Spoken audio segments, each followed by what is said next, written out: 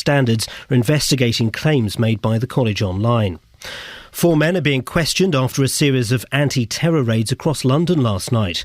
They're being held on suspicion of the commission, preparation or instigation of acts of terrorism.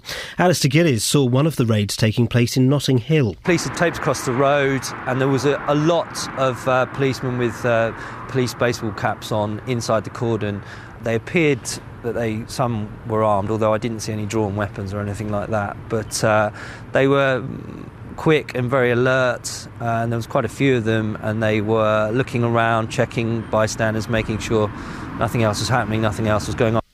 A homeless hostel in Bletchley has been ordered to close down following complaints about the behaviour of people staying there. St Mungo's in St George's Street has been refused respective planning permission after reports of residents drinking, causing vandalism and antisocial behaviour. The closure comes just 8 months after homeless charity Shelter withdrew from the new city. Disaster teams have begun a relief operation after a cyclone in India. Up to 1 million people have been evacuated from the affected areas. Mark Bulpit from Milton Keynes-based World Vision explains how their teams are helping. World Vision is already helping those in the evacuation centres because they're there with very little of their supply. So we are providing some of them with hygiene kits and bed nets to help prevent mosquito bites, and cooking kits. So some of the assistance is already underway. In sport, Red Bull Sebastian Vettel is closing in on a 4th world title after winning the Japanese Grand Prix in Suzuka. He only needs a 5th place finish or better at the Indian Grand Prix to win the Drivers' Championship. The weather for Beds, Herts and Bucks will be cloudy with outbreaks of rain today. Top temperatures around 12 degrees Celsius. That's 54 degrees Fahrenheit. Get the latest news and sport online at bbc.co.uk/3 counties. Thank you, Lee. Morning, this is Iain Lee, BBC Three Counties Radio. Isn't it cold and wet? Isn't it cold and wet? According to the Express, it's either going to rain up until February or snow. We don't know which. They keep changing their minds. But isn't that what happens in autumn and winter anyway? I don't think that's news, is it?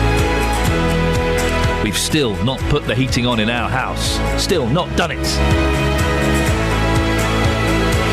Lots coming up on the show this morning, and as always, keen to get your thoughts on some of these.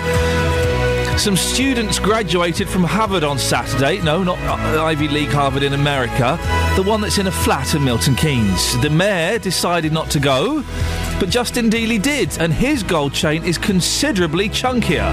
We'll find out what happened in a few minutes. Another homeless shelter's closed in Milton Keynes. Yes, the same Milton Keynes that's been found keeping 60 families in B&B accommodation way over the legal limit.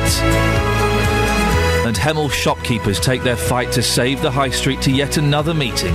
Overrunning roadworks are killing trade, and many say they'll be out of business by Christmas. We'll have the latest during the show. Facebook.com/BBC3CR. You can send me a text, 81333. Start your text 3CR, and the best way to get in touch, of course, is 08459 455 555. You can call us about any of the things we're talking about, or let's be honest, we've got a few gaps in the show. If you just want to have a chat and your name's not Dennis, you're more than welcome to give me a call. 08459 455 555. Across Beds, Herts and Bucks. This is BBC Three Counties Radio. The Mayor of Milton Keynes has withdrawn support from the business school at the centre of a BBC Three Counties investigation. The founder of the Harvard School of Management and Technology, Dr Tina Beloved Powerful, told us on Friday that Brian White would be attending a graduation ceremony on Saturday, despite her ongoing trademark row with the prestigious American university, Harvard. But after hearing our show on Friday, Mr White changed his mind, and on the show we revealed the school is being investigated by police and trading standards. She told this show last week that she hasn't received a penny from students. Well, our reporter, Justin Dealey, very kindly gave up his Saturday, and you went along to the graduation ceremony, didn't you, Justin? Yes, hello, Iain. I did indeed. It was an interesting event. It was in Milton Keynes. It was the Church of Christ, the Cornerstone, which is where Tina has one of her campuses. 2 campuses there, 2 rooms inside a church. Now, on Friday's show, we had a long 30-minute chat with Tina, and if you missed it, go and download the podcast. The whole thing's there. Let me just play this clip, Justin. On Friday, I asked her if she was charging students to study at her school. This is what she said. We trained them free of charge without taking any penny from them. When I asked you what the cost was, you did say £3,500. Yes. So where does that money go, that £3,500? I said that is the cost, but we never charged any one of them. So you've never charged anybody? We have not charged those students that were graduating. Because have you ever charged anybody? I have not for now. So she's not charged anybody for now. Is that what you found out on Saturday, Justin? Well, you're about to find out right now, because I spoke to one of those students, Knock, and I asked her how she found the course. It's quite intense, because it's like every week you have a module. And, I mean, for me, I left study many years ago. So to get back into, studies, and, it was hard and stressful as well. But, thank God I managed. How much did you pay to go on this course? Well, there were supposed to be 36 modules, but we didn't complete because of the time factor.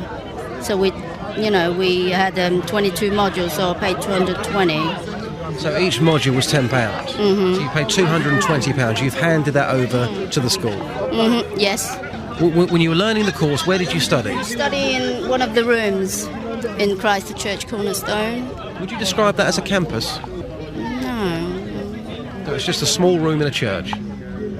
Yeah. If I said to you, campus, what springs to my mind? It's quite a few buildings, a lecture hall. Is that how you would describe a campus? A lot of buildings, got facilities. Let me ask you this finally. If you paid £3,500 for this course, would you feel ripped off?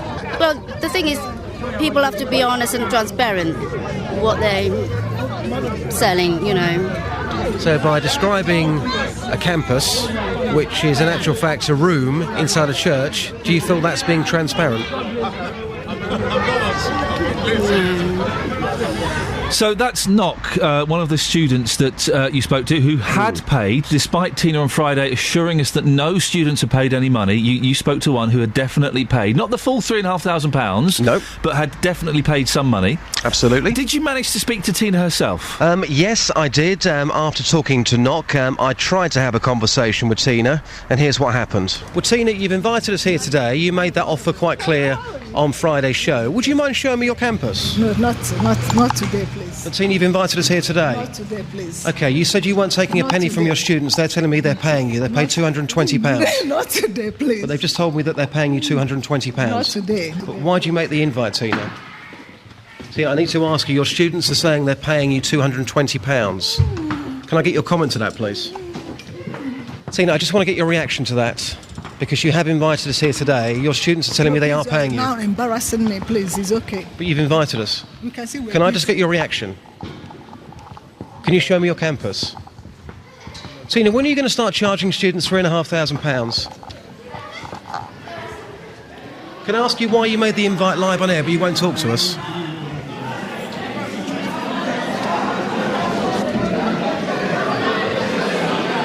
So please, can you answer my question? Tina, please, can you answer my question? Are you refusing to talk to us, Tina? Wow, that's unexpected and slightly uncomfortable, if I'm honest. Just to make it clear, we were invited. She extended that invitation live on air, and I assumed that with that we would be able to speak to her freely. Did you manage to speak to her later on? Did you try again? I left it 30 minutes, and Iain, I did try again. Here's what happened. Tina, can I just have one last chance, okay? Are you hungry? Am I hungry? Yes. You want to eat? I'm fine. I want to ask you a couple of quick questions. Tina, it's the last chance. After eating, then we talk. After eating, we talk. You will definitely talk to me after eating? Sit down and talk, because I invited you, so you have to sit down and eat first. Okay. After eating, then I can, answer you again. You promise me you have to eat. Tina, you're pulling... Tina, okay. Yes. Tina, let me just get this right. If I eat something, will you guarantee to talk to me? Yes, I will talk to you. Give it. Hey, that's not bad, Justin. So what did you have to eat? I had some jerk chicken and some rice. So I was forced to sit down in a room and have something to eat. Tina did eventually talk to me. She will be talking to me about her comments about the mayor and also some of the allegations which have been made against her. So you will hear what she had to say after 7 o'clock and after 8 o'clock exclusively on your programme. Justin, excellent stuff. Thank you very much.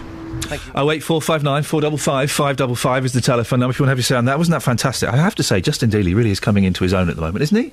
He's doing some cracking reports. Not that he's not been doing cracking stuff before, but it seems to be his trademark, though, is him following people around with the builder last week running up the stairs. Following Tina there. Well, I'm certainly looking forward to hearing what Tina had to say to Justin later on in the show. Thank you, Justin. 08459 455 555 is the phone number. Facebook.com/BBC. Oh, shut up, it's Fleetwood Mac.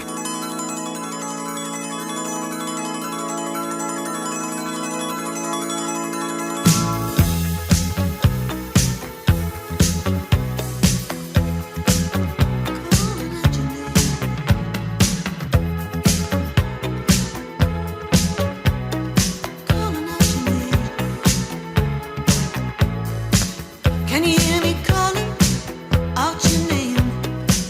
You know that I'm falling and I don't know what to say. I'll speak a little louder, I'll even shout. You know that I'm proud and I can't get the words out.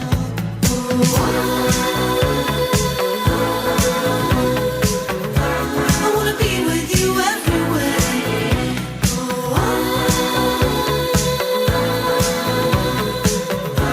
I wanna be with you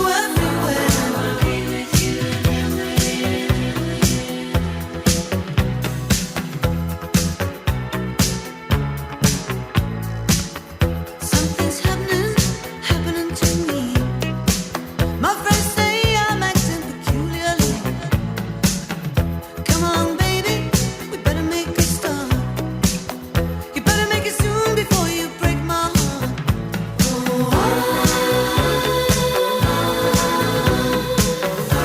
I wanna be with you everywhere.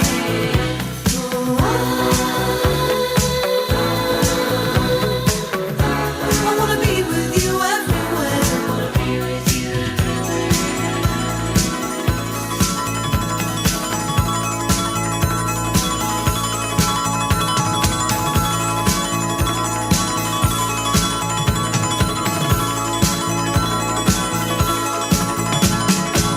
Can you hear me calling out your name?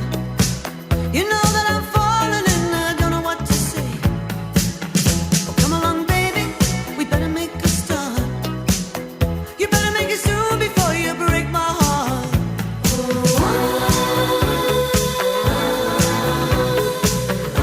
I wanna be with you everywhere.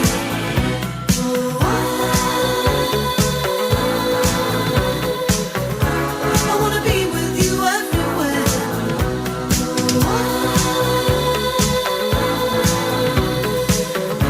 I wanna be with you everywhere.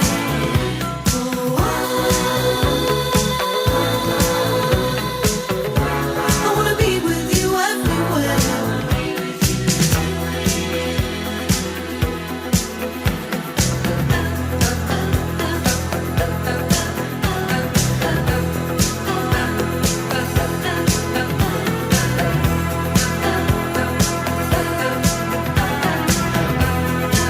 I may have to dig my tango in the night out, dust it off and put it in the car and introduce the boys to it.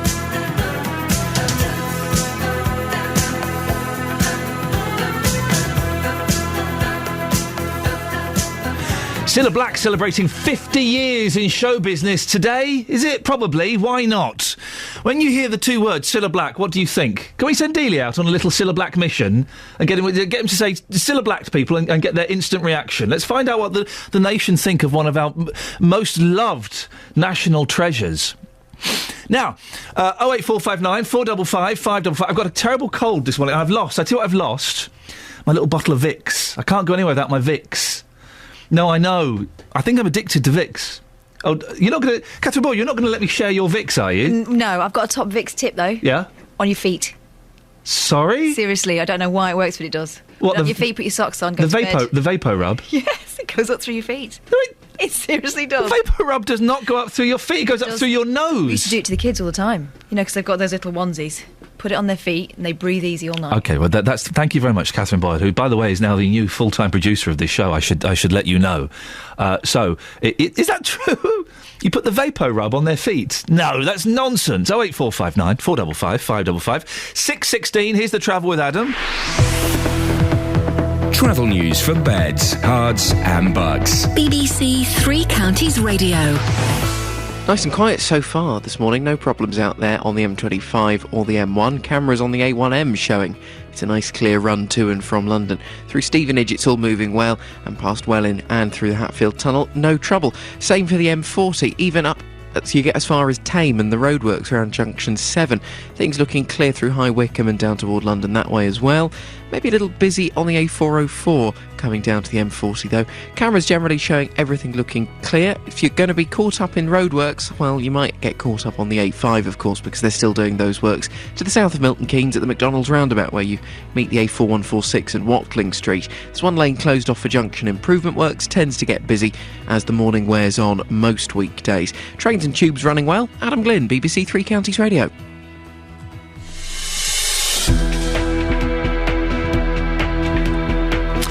Thank you very much. It's 6:17. It's Monday, the 14th of October. I'm Iain Lee. These are your headlines on BBC Three Counties Radio. Detectives investigating the disappearance of Madeleine McCann have issued images of a new suspect. The Mayor of Milton Keynes has withdrawn his support from Harvard Business School following an investigation by Trading Standards. And Red Bull driver Sebastian Vettel is closing in on a fourth world title after winning the Japanese Grand Prix. Weather today be cloudy with outbreaks of rain. Coming up, a homeless hostel in Bletchley has been ordered to close following complaints about the behaviour of people staying there. BBC Three Counties Radio.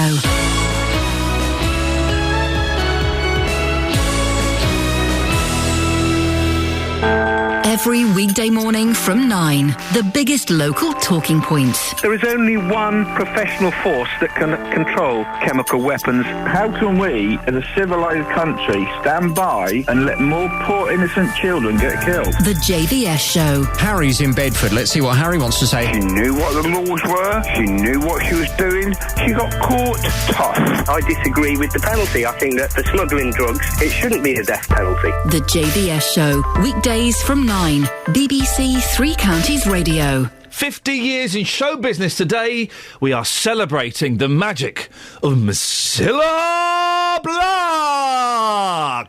What's it all about, Alfie? Is it just for the moment we live? What's it all about when you sort it out, Alfie? Are we meant to take more than we give? Or are we meant to be kind? And if only fools are kind, Alfie, then I guess it is wise to be cruel. And if life belongs only to the strong, Alfie, what will you lend on an old golden rule? As sure as I believe there's a heaven above, Alfie,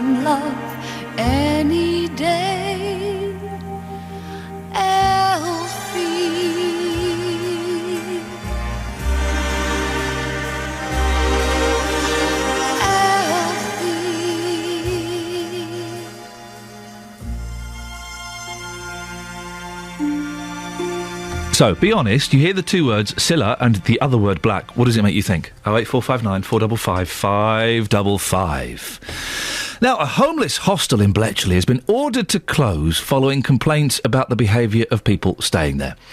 8 months after homeless charity Shelter withdrew from Milton Keynes, St Mungo's in St George's Street has been refused retrospective planning permission in the wake of residents' reports of drinking, vandalism and antisocial behaviour. Well, our Milton Keynes reporter Craig Lewis has been talking to them. There's been various issues. There's been vandalism to property, vandalism to the residents' houses, also to Mungo's, the actual property at St Mungo's. Disrespect really of sort of like language, alcohol, rowdy behaviour, and various other items like that. There's been suspected dealing of drugs, but obviously that's only suspected, and there was a firearm found in one of the residents' boot of their car. They just seem to have no respect of the people that actually live around here really, and some of the residents are quite frightened. So residents must have felt pretty strongly about this to bring it to the council's attention. Yeah, I mean, this has been going on. It's not just been St Mungo's. It's been going on for the last 18, 20-odd years, when it originally was a children's home, and then was taken over by somebody else. But yeah, no, they are strong. And I think there's only a few minority of the residents that actually affects, but people that live around it, you know, respect and understand what's happening. And it's not nice to live here sometimes. How pleased were you that the council made the decision to shut it down? Yeah, really pleased that they made that decision. But obviously, whether it goes to appeal or not, then we just have to wait and see, really. I'm hoping that it does get shut down and actually get something to enhance the community and not to disadvance the community. We've had a lot of antisocial behaviour. We've been bullied out of our back garden. Our children been bullied out of the back gardens. You know, swearing, things like that, things being thrown into the garden, that sort of thing, and on the street as well. And problems with drugs and alcohol as well? Oh, definitely. They get drunk and they climb on the roof of the building and they shout and swear at us in the gardens and they just make a load of noise and they smash the place up constantly. What would you like to see done with the centre? It would be nice if it was turned into a residential home for the elderly, or other than that, a community house, so that we can have like lunches for old people in there, coffee mornings, youth club for local children so they don't get into trouble in the evenings. Maybe an education place where they can all go and do their homework. You know, community-based ideas. Well, that's Craig Lewis speaking to residents near St Mungo's, which is being forced to close. It's a tough one, isn't it? What do we do to help homeless people? I was surprised that one of those people just say that one of the residents of St Mungo's had a gun in their car. That surprised me. A homeless person having a car, that's a first. Anyway, what do we do to ease the issue of homelessness? Particularly, hey, have you noticed it's getting colder now? People will die out there if they haven't got somewhere to go. 08459 455 555. I love the colourful clothes she wears and the way the sunlight plays upon her hair. I hear the sound of a gentle word on the wind that lifts her perfume through the air. I'm picking up good vibrations. She's giving me the excitations. I'm picking up good vibrations. She's giving me the excitations. Good vibrations. She's giving me the excitations. Good vibrations. Close my eyes, she's somehow closer now. Softly smile, I know she must be kind.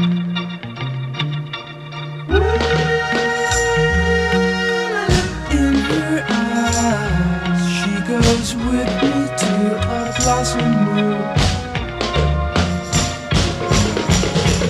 I'm picking up good vibrations. She's giving me the excitations. I'm picking up good vibrations. She's giving me the excitations. Good vibrations. Excitations. Good vibrations.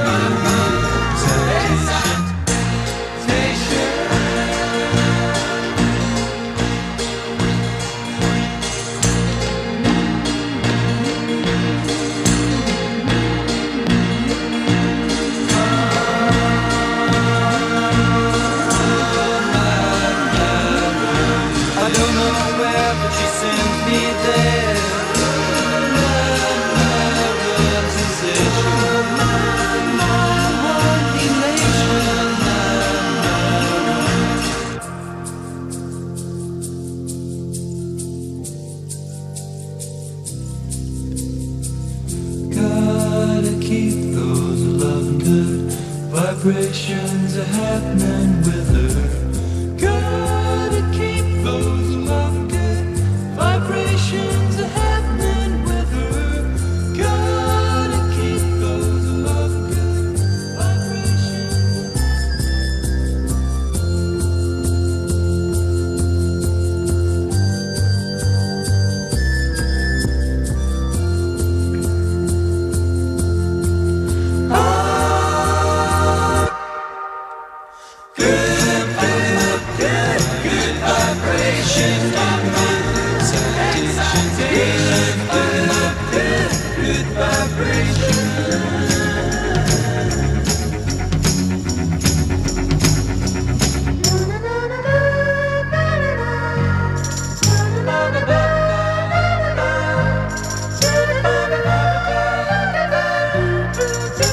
Man, I'm loving the Beach Boys at the moment.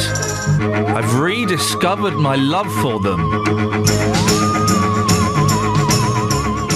08459 455 555 is the telephone number if you want to give us a call. You can also send me an email. I had lots of nice emails on Friday after we spoke to Tina Beloved Powerful, saying how much people enjoyed the interview. If you missed the interview on Friday, go and download last week's podcast from iTunes or from the BBC Three Counties website. It's up there in its entirety.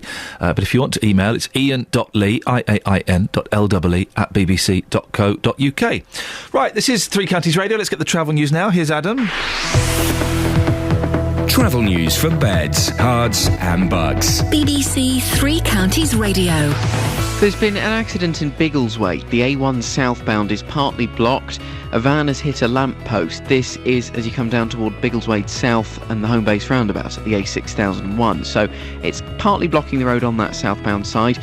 Traffic does seem to be getting past, but definitely looking busy. Police are aware. Now, the M25 anti-clockwise already getting slow Waltham Abbey to Potters Bar, junction 26 through to 24 as people start to wend their way through the roadworks section.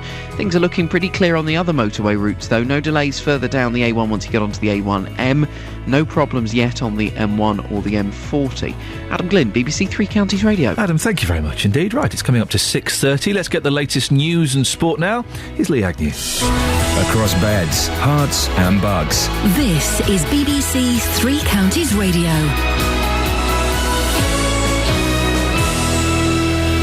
It's 6:30. The headlines: detectives investigating the disappearance of Madeleine McCann have issued new images of a man who they say is vitally important to the inquiry. Police say the new investigation has provided them with the clearest picture yet of what happened on the night she disappeared.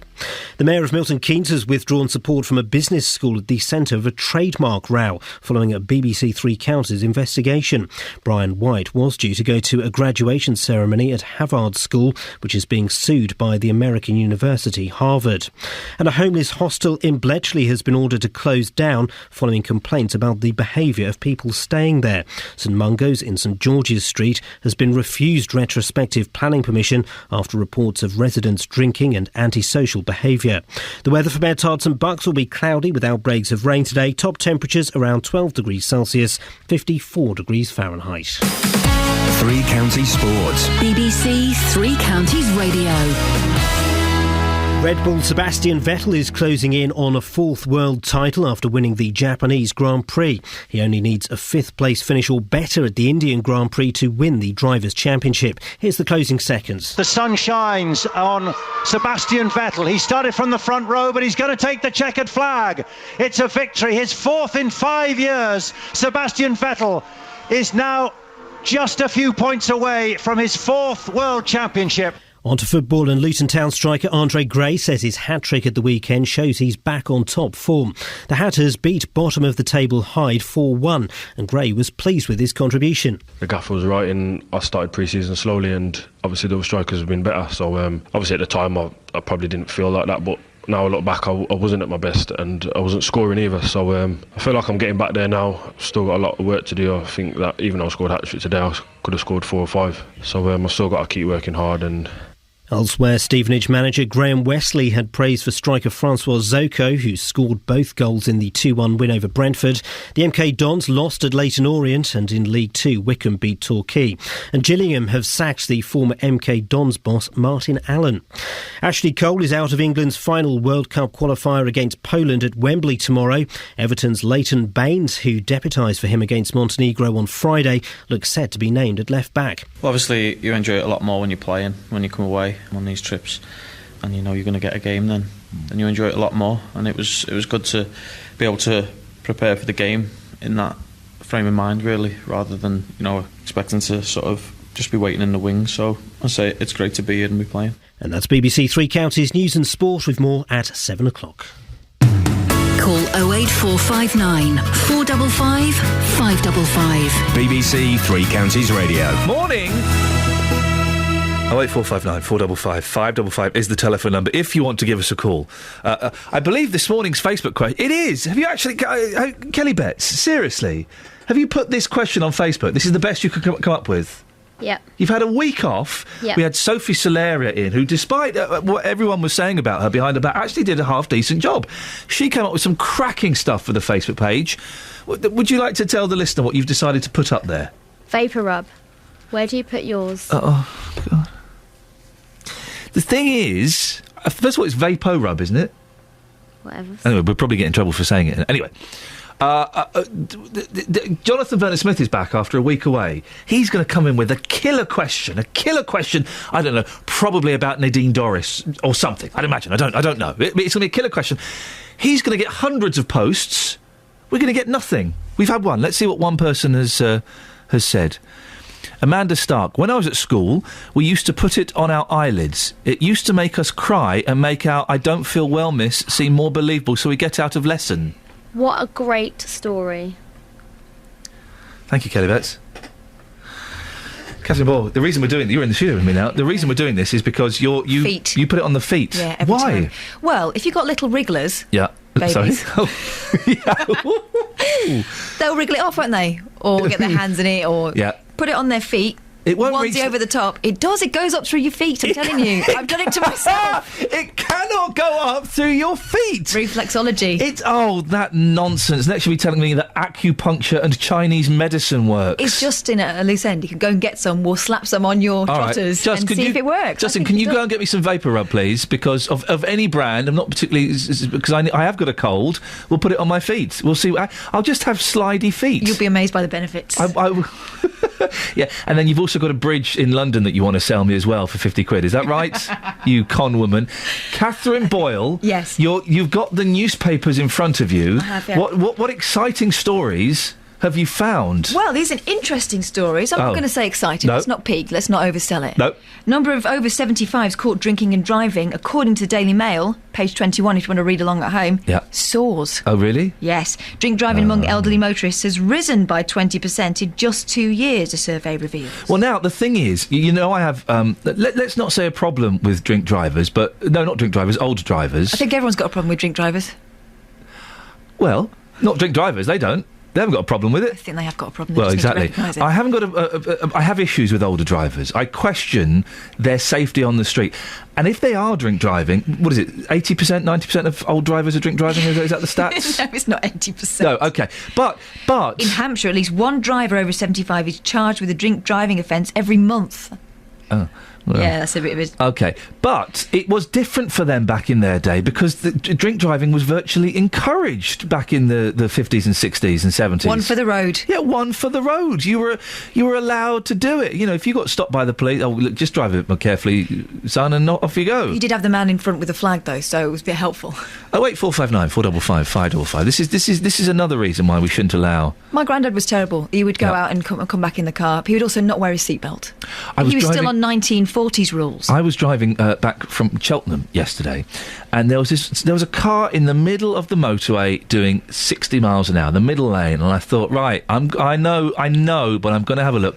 It was an old woman in her 70s. I just thought, for goodness sakes. It's probably my gran. You shouldn't be allowed. She thinks her car's only got 3 gears.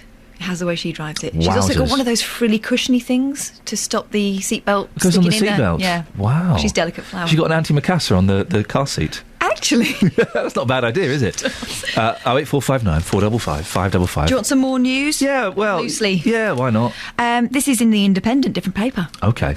They came, they saw, they conquered championships. Oh, for goodness sake, they've made up a story about a kids' game. France, Latvia and Venezuela, the finest conquer swingers on earth. Yes. Descended on a pub in Northamptonshire yesterday for the World Conquer Championships, but they were vanquished by an Englishman from Kettering. Yes. We like conkers. Going conker collecting is still one of the greatest joys. Sorry? But the trees near my daughter's school have been rinsed out. All there are empty husks all over the floor. I didn't even see them fall. Those kids were underneath with nets. Yeah.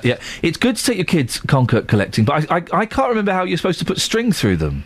Don't you have to treat them first, or is that illegal? Treating is illegal. You can't bake them. Vinegar. There was always the myth as well about some kid that hollowed it out and filled it with concrete, but I'm guessing that could never have happened. If you've got the right facilities. Where's the front page of The Sun? The Sun has got an exclusive, but it's a Katie Price exclusive. Do we call her Jordan anymore? Has that gone now? I think it depends. If she's got a top on. She's got a top on, and she's Katie. doing a pout. Pete built a career by trashing mine. OK. Fury over ex-Andre. Katie Price sensationally slams Peter Andre in The Sun today, bitterly accusing her ex-hubby of trashing her reputation. So hang on a minute. She's now doing what he did. They've got a child together, haven't they? Yeah. How you imagine if your parents split up? That's sad, but you hopefully you try and keep things as civil as possible. Unless you're being paid. Unless you're being paid. But then to just go in the press and slag each other. Turn to page 4 and 5 for more. Let's go to page 4 and 5. Oh, look, wow, there's 2 pages of this. There's 2 pages of this. There's also pictures of her natural boobs, 18, Eiffel, 2 years on. Obviously, we needed to see that for background. Pete was held up as a saint, the perfect father, but he destroyed our family. I think they're both sad sacks. Why are we still listening to this nonsense? Pete used... What, this show? Steady on. Pete used to put tissues in his shoes to make himself look taller than me. How tall is a tissue going to make you? It's not going to make you that much taller. Is it man size? Here we go. We're getting. Do you want another one? Jay-Z. But before we get to Jay-Z, Jay on Facebook has said he puts his vapor rub on his chest, his back, and his top lip. Top lip? Oh, I put it around my nose. But that will slip into your mouth. You'll end up eating it, surely. Can you eat vapor rub? No, don't eat it. My gran did once. She spent the whole Christmas throwing up. Aye. Someone gave her a top tip. Oh dear. Go on, give us one more. To apparently. And then we'll have Patti LaBelle. Oh, really? Yeah. Oh, I don't want to hold her up. Jay-Z takes the T to O2 without an A to Z. I don't understand what that means. I don't understand what that means either. But he's loaded and he went on the tube and found it hilarious. Rubbing shoulders with the common people through a big wodge of publicity. Him and Chris Martin both got the tube, and there's a picture of them in several other papers grinning like naughty schoolboys because they're mixing with the horrible common people. Oh, what are we going to do, Jay? Thank you very much, Catherine. Welcome. 08459 455 555 if you want to comment on any of those stories or anything else. Yes, I put the vapor rub, and again, I'm not specifically speaking of any particular product, on my nose and in my nose. A little bit on the chest, but on the feet, that's complete and utter nonsense, isn't it? Must be. You don't get those kind of 80s songs where at the end they just start showing off a little bit. They start doing vocal gymnastics. We need Barry Gibb to release another record, don't we? Not really, but there must be Barry Gibb. There must be. No, he's the one that's alive. There must be some tracks floating around in your archives that you and the other two Gibbs didn't finish, that you can put your vocals on and release and have get back into the top 30 again, where you belong. There must be, mustn't there, Catherine? There must be. Recording techniques mean that you could overlay and it would sound like there were more of you. Yeah, you do loads. I'm reading a book about Kenny Everett at the moment, and it's a thoroughly fascinating read. You read really fast. I've still got that Bee Gees book you let me. You've not even started it yet, no, have you? I haven't. No, unbelievable. I'm reading this Kenny Everett book, and he's about to die, which is very, very sad. But he could do those kind of multi-track things just like that. He'd go in, and an hour later he'd come out with like an 8-part harmony thing that he'd done. So what I'm saying is, if Kenny Everett could have done it, then Barry Gibb could do it. Either that or he doesn't need the money and he's just having a nice time. Well, he's doing a tour. He just did a tour, didn't he? Oh, really? Yeah. Read the book. Because I've got you were kind of on the top of the list of people who want to borrow it. I've got other people that want to borrow it. Oh, really? There's a queue? Yes. You're holding up the queue.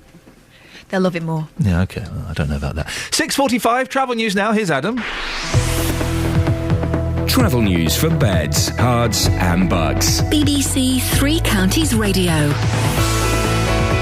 On the A1 in Biggleswade, southbound, it remains partly blocked by an accident. A van has hit a lamppost as you come down toward the Biggleswade South junction at the home base roundabout for London Road, the A6001.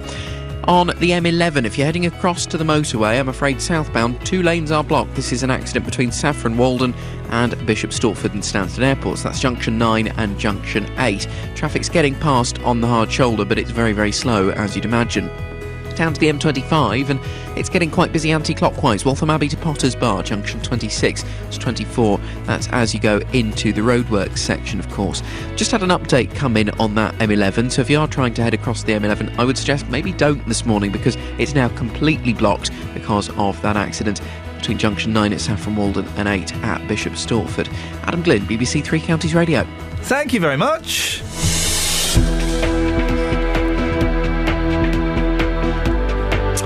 6:46, it's Monday the 14th of October. I'm Iain Lee. These are your headlines on BBC Three Counties Radio. Detectives investigating the disappearance of Madeleine McCann have issued images of a new suspect. The Mayor of Milton Keynes has withdrawn his support from Harvard Business School following an investigation by Trading Standards. And Red Bull driver Sebastian Vettel is closing in on a 4th world title after winning the Japanese Grand Prix. Coming up, we'll be talking about thalidomide. That was the drug given to pregnant women in the 50s and 60s. It was later found to cause deformities in newborn babies. Well, we'll hear from someone living with the effect of the drug shortly. 08459 455 555. Here's the weather. Hearts and Bucks weather. BBC Three Counties Radio. Now, I forgot the weather then, but then so did Kelly Betts. So we're both having a slapped wrist today. Naughty us. It's a Monday. It's a Monday. Give us until at least Thursday to sort it out. Hello, who's this? Hello, Iain. It's Elizabeth Ritzini. Hello, Elizabeth Ritzini. I do apologise. I forgot the weather. Kelly Betts, who dials you up, forgot the weather. We forgot you. How could you forget the weather? It's been such an atrocious weekend. Oh, I've loved it. Wet and cold. I love it like this. Do you? Why? Oh, it's just nice. This is proper autumnal weather. It's great to be indoors when the rain's pouring down with a nice cup of warm milk with a bit of honey in it. What can we expect, Elizabeth? Well, there's more wet weather around today. Not much good for the Monday morning, I don't think, but a few mist patches in places too where we've seen some clear spells overnight, but there are quite a lot of showers, and that's what it's going to be today. So the rain on and off, really, through the morning into the afternoon. Some of the showers could turn heavy at times. There will be lots of dry periods in between the showers, but always quite a lot of cloud with a bit of brightness emerging at times through the afternoon in particular. Now, temperatures today between 11 and 13 degrees, 55 in Fahrenheit, nothing special temperature-wise, a little bit of a breeze going on too. Now, overnight tonight, temperatures will drop to between 6 and 8 degrees in many of the towns. It will be dry as the showers fade away. We might even see in some of the rural spots temperatures dip just low enough for a touch of grass frost, but it's really not going to be very widespread into tomorrow. And then tomorrow, the best day of the week, weather-wise that is. Dry, there will be lots of brightness around, more rain on Wednesday, and then after that the temperatures are going to creep up into Thursday. So quite chilly at the moment, but the temperatures will be up by the end of the week. Thank you very much. We will definitely speak to Elizabeth in an hour. I promise we won't forget.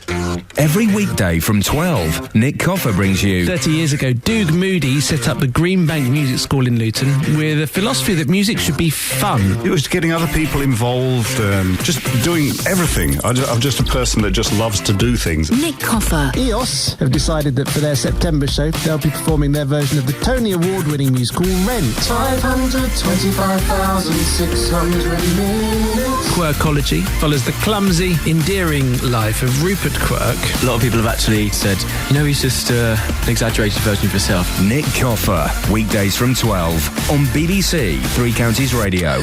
Now, a landmark court case opens in Madrid this morning with Spanish people damaged by the use of the anti-sickness drug thalidomide facing its manufacturers for the first time.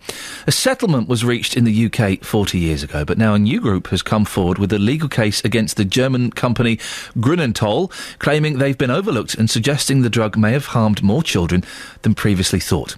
Well, I'm joined now by Carl Davis from Luton, who is a victim of thalidomide. Good morning, Carl. Carl, how has it affected you? I have short arms.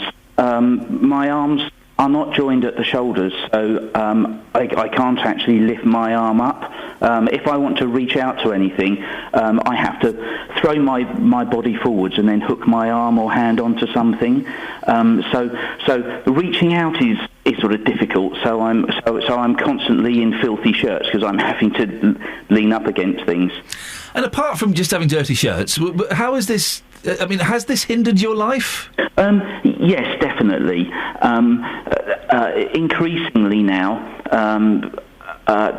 I'm getting lots of joint pain. I have to have regular sports physio, and in fact, my physio has told me that she believes that very shortly I'm going to have to give up work. I work as a project manager for an IT company, so I'm using the keyboard and PC the entire time.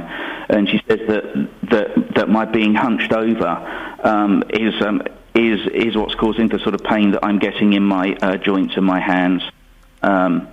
So I'm facing retirement at potentially 51. Well, that's incredible, Carl. The legacy of this drug just keeps on growing, doesn't it? How does that make you feel, knowing that you might have to retire soon? Well, mixed actually, because it would be great not to have the joint pain. Yeah.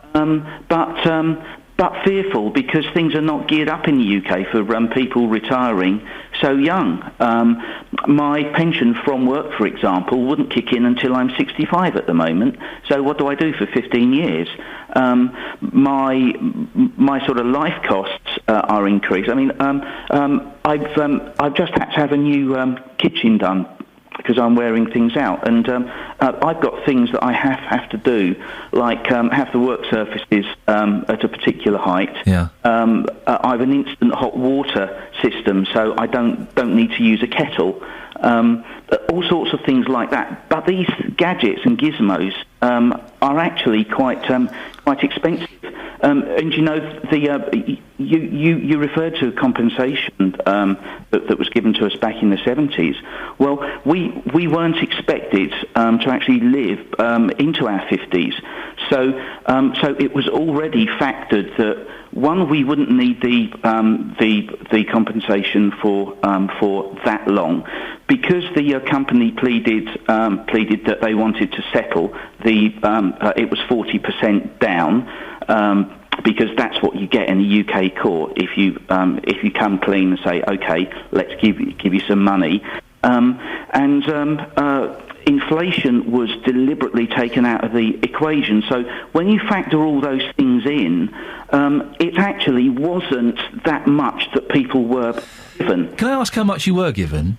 I was given a share in a central pot. Which was 20 million. Right. That was for 500 of us at the time. Right. And I was given a personal settlement of £11,000. It's not a lot, is it? No, and you see, that's why people are sort of having to do things like speak to the government, and we recently got sort of a grant of money to actually look after our health needs, and that's been distributed by the Central Trust. But you know, Grunenthal have sort of lots of blood on their hands and have hidden from their responsibilities for decades. Absolute decades, and now things are coming to light that they can no longer hide behind. Like there's evidence that they were actually given the heads up that their drug might be causing disabilities, but their scientists did nothing to sort of take it off the market. What do you think about the court case that's opening in Madrid this morning? Well, I wish them absolutely every success. I mean, the company has acted despicably, and a couple of years ago they issued a so-called apology, but it wasn't really. What they said was they regretted the consequences of what happened, and I bet they are, because they're facing a lot of adverse publicity now. And it's about time that medical companies around the world actually, you know, woke up, smelled the coffee, and actually lived up to their responsibilities and the consequences of what has happened. Carl, listen, I appreciate your time and I appreciate you sharing your story. It's one of the great embarrassments of science and humanity, I think, this whole thalidomide story, and the fact that people still seem reluctant to take responsibility and help the people that have been affected by this. Carl, I appreciate your time this morning. Thank you very much. Can I just... Yes, please do. Say, there is a website that has been set up called showyourhand.org. That's showyourhand, all one word, .org. So is that show your hand, singular? Yes. OK, showyourhand.org. And what I'd ask is that listeners, please go on and sort of show support by just signing up, and literally what goes up is a hand on a wall as a message of support to everybody who's involved in sort of trying to get justice going forwards. And you'll find kind of links there and the potted history of sort of what happened and some of the consequences too. Carl, thank you very much for getting there. I'm glad you did. Showyourhand.org, singular, is the website. Carl Davis, thank you very much.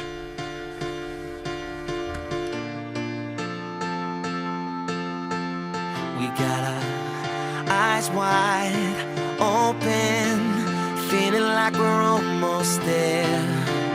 Words unspoken, disappearing in the air. All I see is you and I. You're the only lifeline that I need tonight. I'm letting go.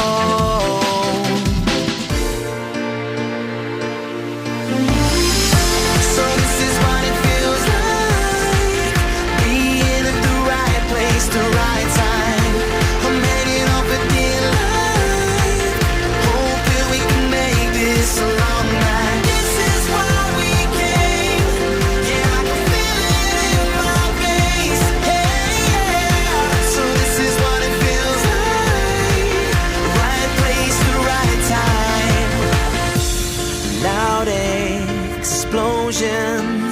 Only you and I can hear.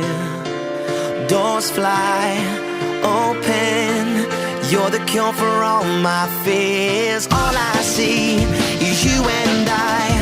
You're the only lifeline that I need tonight. I'm letting go. So this is what it feels like, being at the right place, the right time.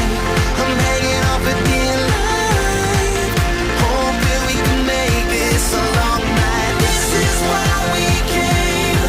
Yeah, I can feel it in my veins. Yeah, yeah. So this is what it feels like, right place, the right time. Right place, the right time.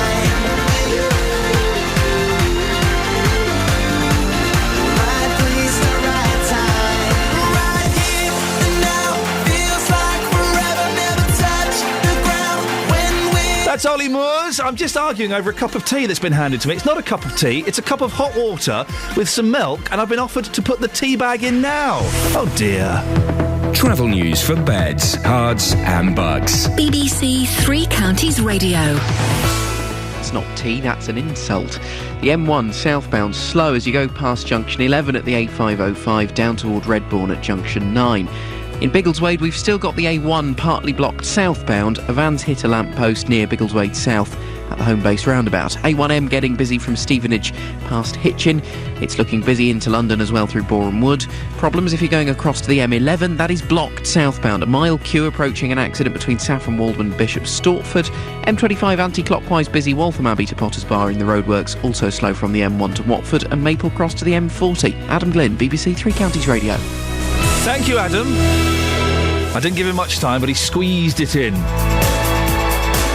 Cheeky. Now, Harvard. If you heard the interview with Tina Beloved Powerful on Friday, well, we've got more.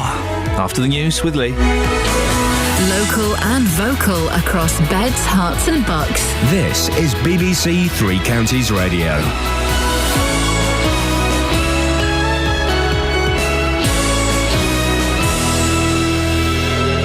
7 o'clock, I'm Lee Agnew. The headlines: new suspect in Madeleine McCann disappearance, anti-terror raid in London, and a homeless hostel in Bletchley ordered to close down. BBC Three Counties Radio. Detectives examining the disappearance of Madeleine McCann in Portugal 6 years ago have released new images of a man they say is vital to the inquiry. An appeal will be broadcast tonight on Crime Watch when police will reveal new theories about the case. Hamish Brown, a former detective inspector with the Met, supports the continuing work on the case. Investigations, they rely on one particular thing, and that's a bit of luck, and I don't think this investigations have that at the moment. And if you keep pushing, you try these things, you will create your own luck. So I think something may come out of the phone records, maybe the photo fits, but it's kept it going, and never say never in my view. The Mayor of Milton Keynes has withdrawn support from a business school at the centre of a trademark row following a BBC Three Counties investigation. Brian White was due to go to a graduation ceremony at Havard School, which is being sued by the American university Harvard. He withdrew his support after hearing that the police and trading standards were investigating claims made by the college online. 4 men are being questioned after a series of anti-terror raids across London last night. They're being held on suspicion of the commission, preparation or instigation of acts of terrorism. Alistair Gillies saw one of the raids taking place in Notting Hill. Police had taped across the road and there was a lot of policemen with police baseball caps on inside the cordon. They appeared that some were armed, although I didn't see any drawn weapons or anything like that. But they were quick and very alert, and there was quite a few of them, and they were looking around, checking bystanders, making sure nothing else was happening, nothing else was going on. A homeless hostel in Bletchley has been ordered to close down following complaints about the people staying there. Residents who live near St Mungo's in St George's Street say they're fed up with antisocial behaviour. We've been bullied out of our back garden. Our children been bullied out of the back gardens. Swearing, things like that, things being thrown into the garden. They get drunk and they climb on the roof of the building and they smash the place up constantly. Disaster teams have begun a relief operation after a cyclone in India. Up to 1 million people have been evacuated from the affected areas. Mark Bullpitt from Milton Keynes-based World Vision explains how their teams are helping. World Vision is already helping those in the evacuation centres. Because they're there with very little of their supply. So we are providing some of them with hygiene kits and bed nets to help prevent mosquito bites, and cooking kits. So some of the assistance is already underway. In sport, Red Bull Sebastian Vettel is closing in on a 4th world title after winning the Japanese Grand Prix. He only needs a 5th place finish or better at the Indian Grand Prix to win the Drivers' Championship.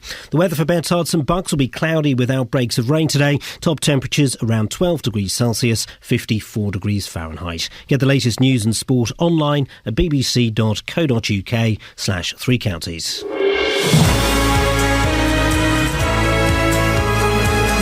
Thank you, Lee.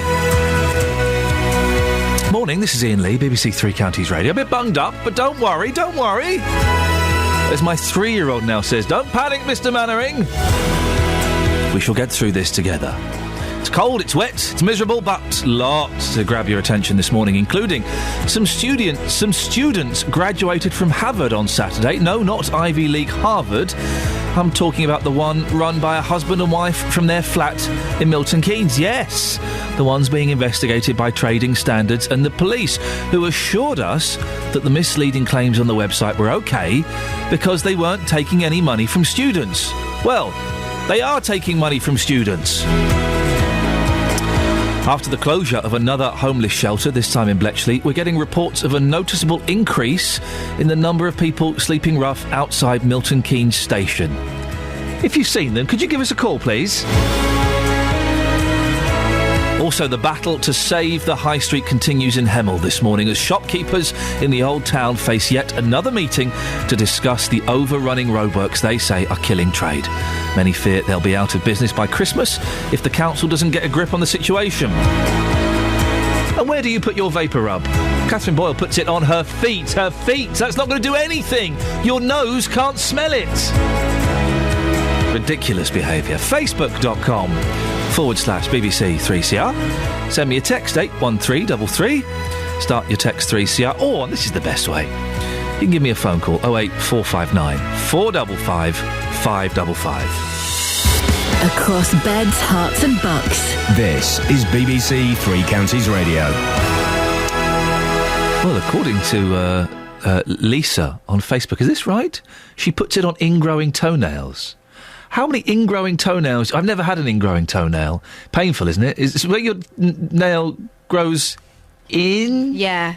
Well, into what? Your foot? Yeah, into your skin. And is that just because you've not cut it properly? Well, you know what toenails are like, they can go haywire. One of my favourite joys is, and this is horrible, one of my favourite joys in life.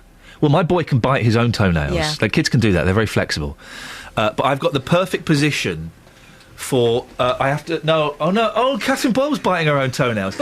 Is I have to put my foot behind me like that. Yeah. That's the perfect position to pick your feet. Pick my toenails. You are revolting. Pick my toenails off. Kelly Bett's not looking impressed. That surely would turn any young woman on, wouldn't it? Just cut them like normal people. No, it's more satisfying to pick them. And then you just leave them on the chair.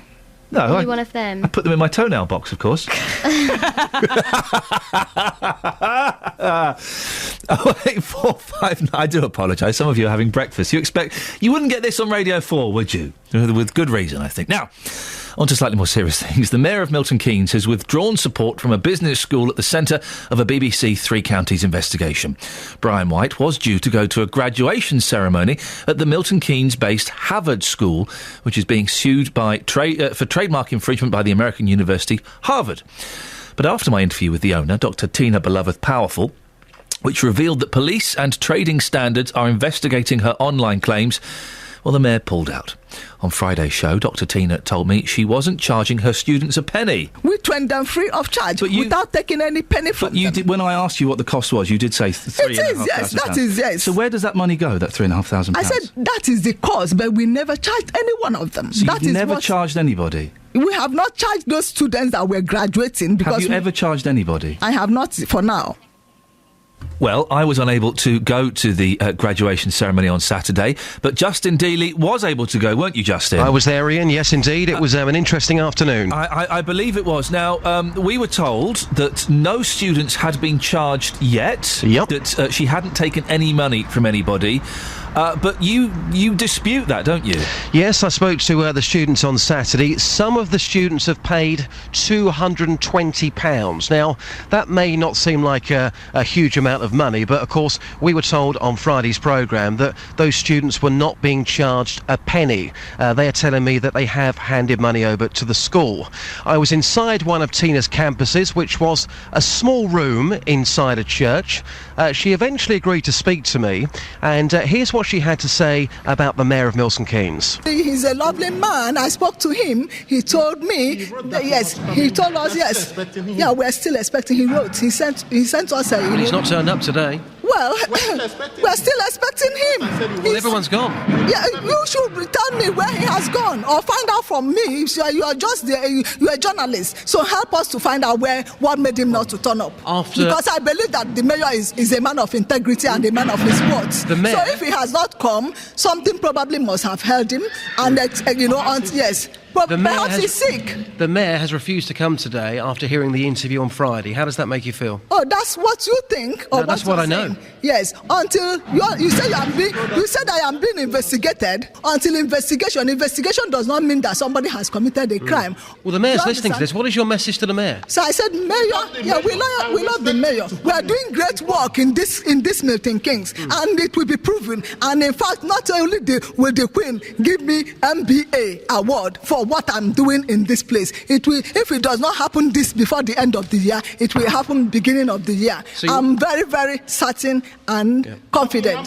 So you still expect the mayor to back you and your business school here in Milton Keynes? 100%. Yes. So just lastly then, when the mayor turns up, you'll show him your two campuses, which are two rooms within a church. You'll show him your library, which is the public library. You'll show him your central office, which is your flat. Yes. You're quite happy to show him all of those things which you claim to have. Yes. With gladness and joy. Because a classroom does not mean, it doesn't matter, it's irrelevant the number of people you are educating. It is irrelevant the bigness of the place. What is relevant is that, hey, you are doing, yes. There are teachers, there's a teacher and there's a student, or teachers and students. Justin Dealey there speaking to Dr. Tina Beloveth-Powerful, who is 100% that the Mayor will still back her up. Well, the Mayor joins you on the line now. Good morning, Brian. Good morning. It sounds like I missed an interesting afternoon. It sounds like you did miss an interesting afternoon. Well, the Tina there believes you still 100% back her up. Do you? Well, just let me put it in context. A Mayor, Milton Keynes, will do between 500 and 600 events during a year. Yeah. Most of those are community events that we're invited to do an opening, to do various support. I was at the Sunny Stratford Great Apple Day yesterday.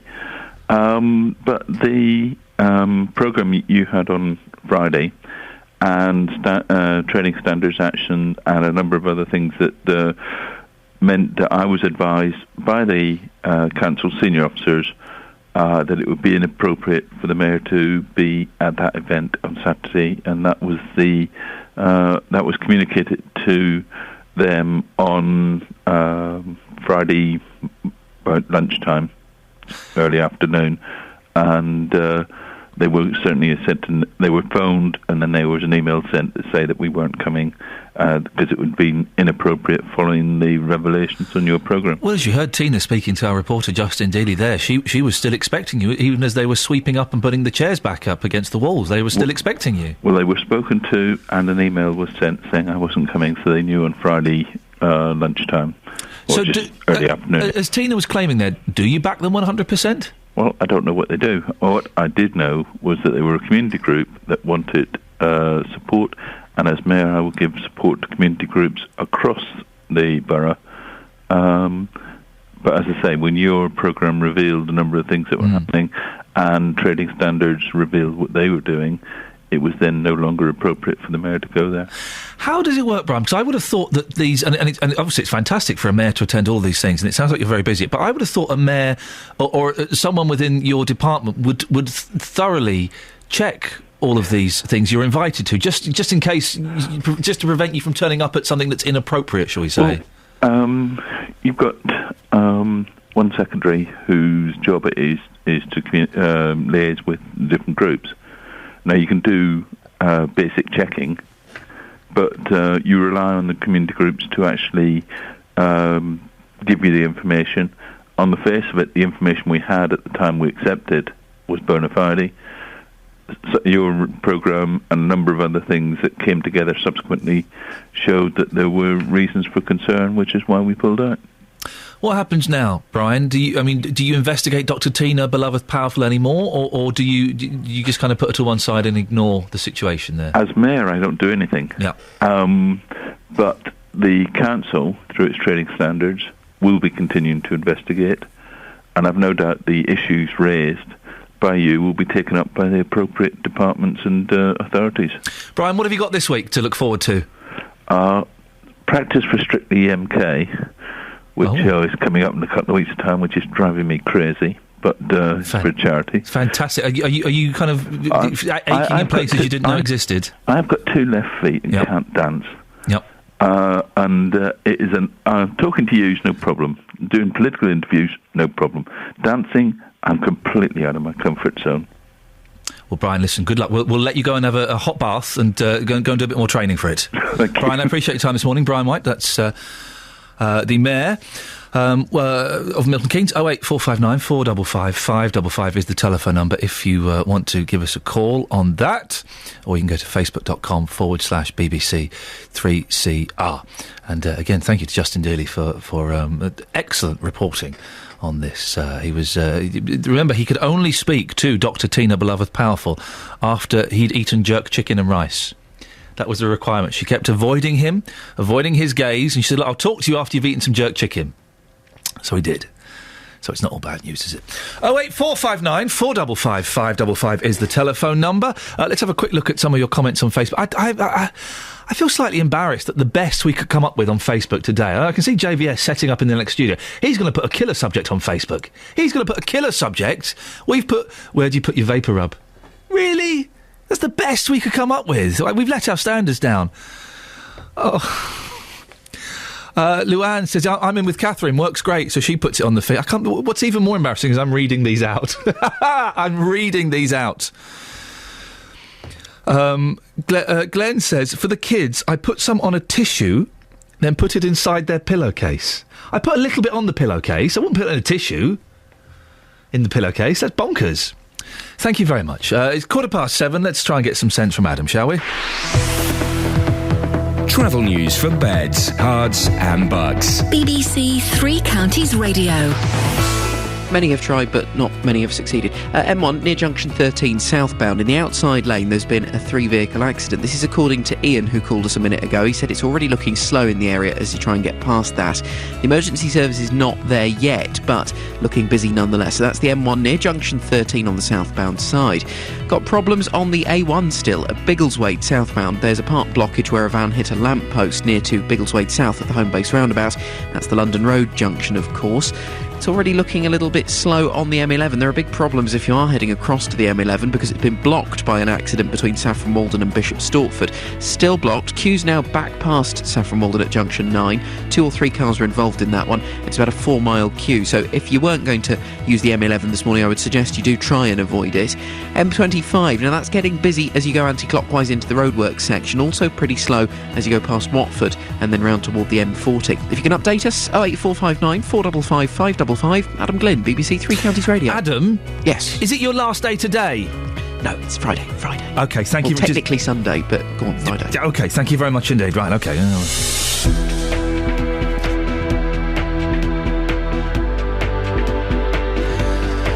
Morning, it's 7:16. It's Monday the 14th of October. I'm Iain Lee. These are your headlines on BBC Three Counties Radio.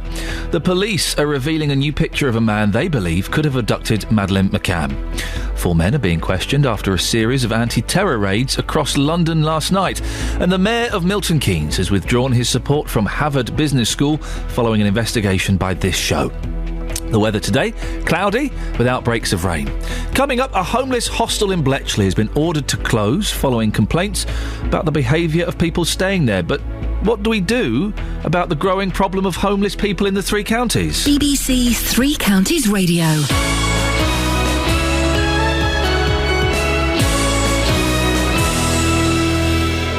It's been another amazing year for British sporting talent. And Andy Murray, 6'4", 7'5", 6'4", has only gone and done it. But who are our unsung sporting heroes? Every year, the BBC recognises people across the UK who aren't stars but simply go that extra mile. They inspire people to take part in sport in all our local communities. And for no reward. Chris Froome is the champion of this 100th Tour de France. It's a second British victory inside 12 months. Let us know your sporting unsung hero now. Go to bbc.co.uk/unsung hero to download a nomination form. Closing date is Wednesday, October the 16th. They all deserve our support. Well, another homeless hostel has closed in Milton Keynes, this time following complaints about antisocial behaviour.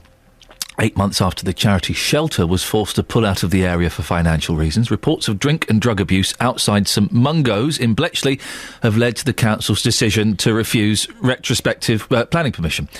Milton Keynes is already struggling to house the homeless. A BBC investigation last month found that 60 families were being housed in temporary accommodation beyond the legal time limit. Well, hopefully later on in the show we'll be speaking to Labour parliamentary candidate Andrew Pakes. But before that, Lynn is in Bletchley. Good morning, Lynn. Good morning. Now, your house backs onto the hostel, is that correct? That's correct, yes. What's it been like living there? Before St Mungo's, we had another charity called St Christopher's, and that was absolutely horrendous as well. What was St Christopher? Was that a homeless charity as well? That was a children's home. Right. And we had, I have photographs of them on the roof. At 1 and 2 o'clock in the morning, in balls against the fence. These are the children? These are the children. How old were the children? These were, I would assume, from sort of 15 to 18. Oh, OK, right. The youngsters that are in there now are between 18 to 21. So these are the homeless people in there? These are the homeless ones. And what kind of things have been happening recently? We've had where I've called the police, where they've been smashing furniture, shouting and screaming, banging on windows to get in, and these are all after antisocial behaviour, this after 11 o'clock, that sort of thing. Right. They have been in people's gardens. One neighbour had his shed set alight. Oh dear. It's constant. We had a group of them on the drive trying to get into my son's car. That was on New Year's Day night in the early hours of the morning. It's just been horrendous, and this has been going on for years and years and years since it was built. What happened when you went to the police about these incidents? I've been to the police on numerous occasions and had the URN. The last incident I reported a couple of months ago, they really couldn't be bothered. They just didn't even take my details. They said, "Okay, yeah, we'll send a car around." And have you spoken to the management at St Mungo's at any point? We've had, as residents, we've had various meetings with the management of St Mungo's. We have asked them to tell us how many people are there. They refuse. We have asked them to tell us what their criminal records are, because the majority of them that are there are ex-offenders. But I suppose their criminal records, we have to give everyone a second chance, don't we? Their criminal records are... But it's right next to a school. Right. But their criminal records surely are irrelevant, aren't they? We asked them to tell us what percentage were offenders, ex-offenders. Right. And they Why is that information relevant? That was relevant to one of the people at the meeting. Okay. And I'm assuming they refuse. I would imagine that information is confidential, isn't it? So they wouldn't have... I don't have a clue. Yeah. There are no curfews. They can come and go any day or night. They tell us that these people are being rehabilitated, that they are going to college, they are seeking further education. We have asked the figures of how many of them, because they're hanging around all day, and they refuse to give us those figures. So you must be relieved that this home is closing. It's not closing. Oh. It's not closing. The council are reapplying for planning permission. Planning permission was granted for that to be a homeless hostel in 2001 or 2002. It was only 3 years. Right. The council gave the lease to St Mungo's, knowing full well they did not have planning permission for it to be used as a homeless hostel. And we have fought that. They have had to apply for retrospective planning permission. I thought the retrospective planning permission had been turned down. It has been turned down, but they have the right to appeal, or the council have the right to reintroduce something different. So it's not going to go away. Well, how does that make you feel if that's the case? To be perfectly honest with you, in my letter to the council regarding the planning permission, I said that I'm considering moving now, because it's just, it's just horrendous. I have to get up for work in the morning, as do most of the residents.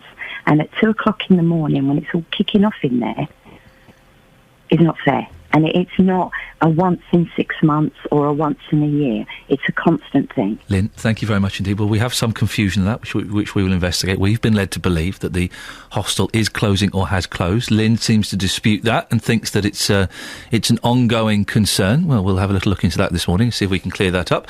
I am joined now by Labour parliamentary candidate Andrew Pakes. Good morning, Andrew. Good morning, there. Andrew, you've been extremely critical, haven't you, of the council's approach to the homeless. What's your reaction to this latest development? Well, it was terrible hearing Lynn's experience and that of her neighbours.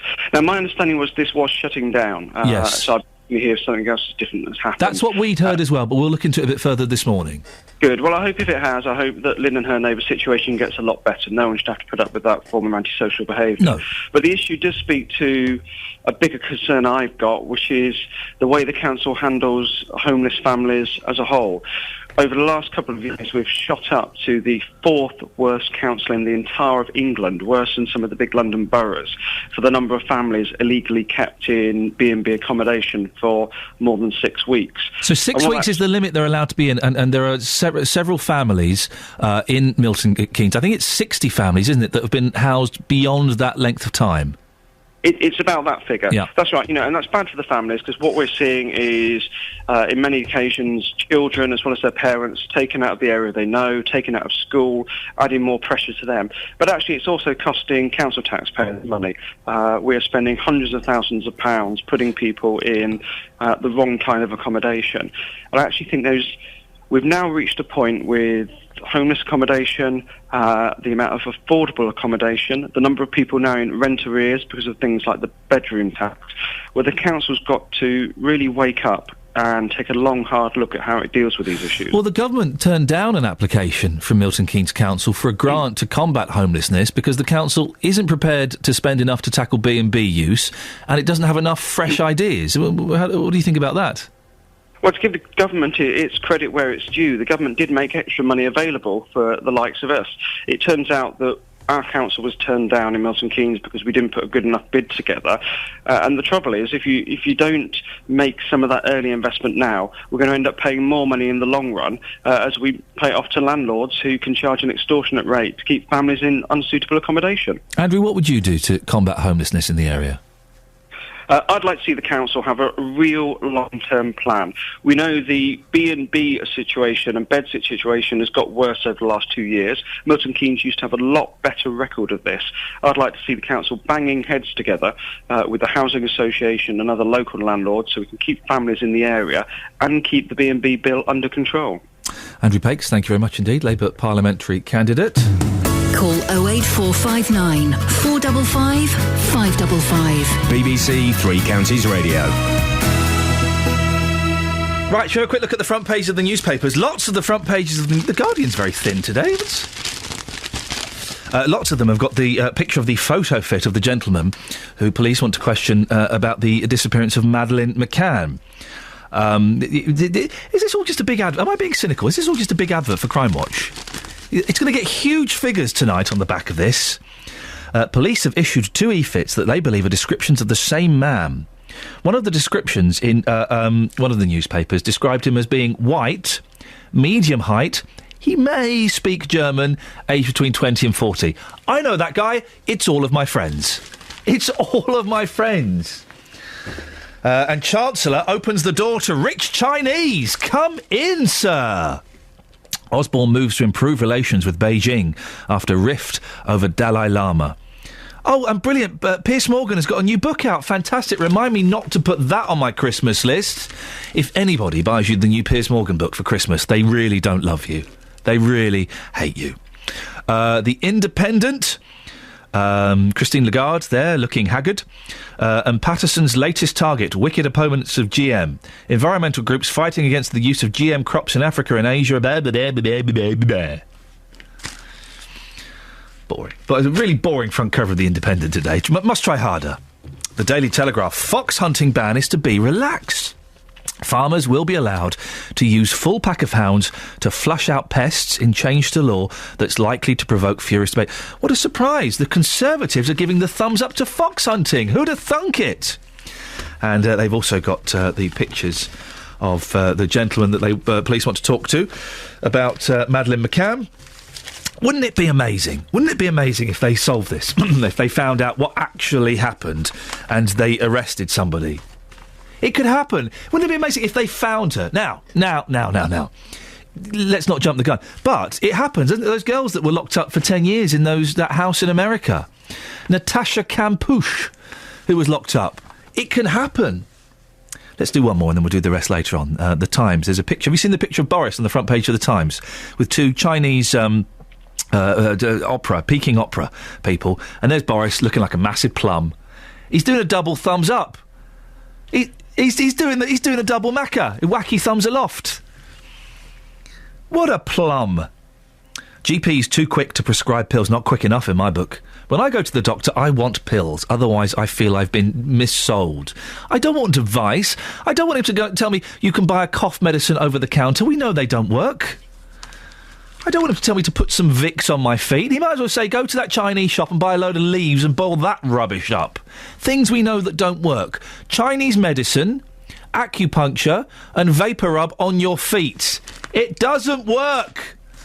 We'll do the Mail and the Express and the Sun a little bit later on, but you can pretty much guess what they're banging on about. It's 7:29. It's BBC Three Counties Radio. Here's the Travel with Adam. Travel news for beds, cards and bugs. BBC Three Counties Radio. Still hearing reports of problems on the M1 southbound, one lane blocked by an accident at junction 13 for Bedford and Milton Keynes South. Congestion is back to Newport Pagnell at the services, thanks to Iain who called us about that. One further down the M1, it's busy from the A505 to Redbourne. The M40 southbound looking very busy from Stokenchurch to High Wycombe. So it's very slow through there, slower probably than normal morning, but we haven't had any reports of any problems along that stretch yet. Of course, if you spot something, do let us know. The A1 southbound through Biggleswade is now clear after the accident at the Biggleswade South home base roundabout junction. Further down, the A1M quite busy from Hitchin to Stevenage. A1 into London is slow through Boreham Wood. If you're going across to the M11, one lane is still closed southbound, a 6-mile queue following a 3-car accident between Saffron Walden and Bishop Stortford. Even the northbound M11 is slow as people slow down to have a look at the accident on the other carriageway. Then on the M25, anti-clockwise delays through the roadworks section, past Watford, and then from Maple Cross to the M40. To update us, 08459 455 555. Adam Glynn, BBC Three Counties Radio. Across beds, hearts and bugs. This is BBC Three Counties Radio.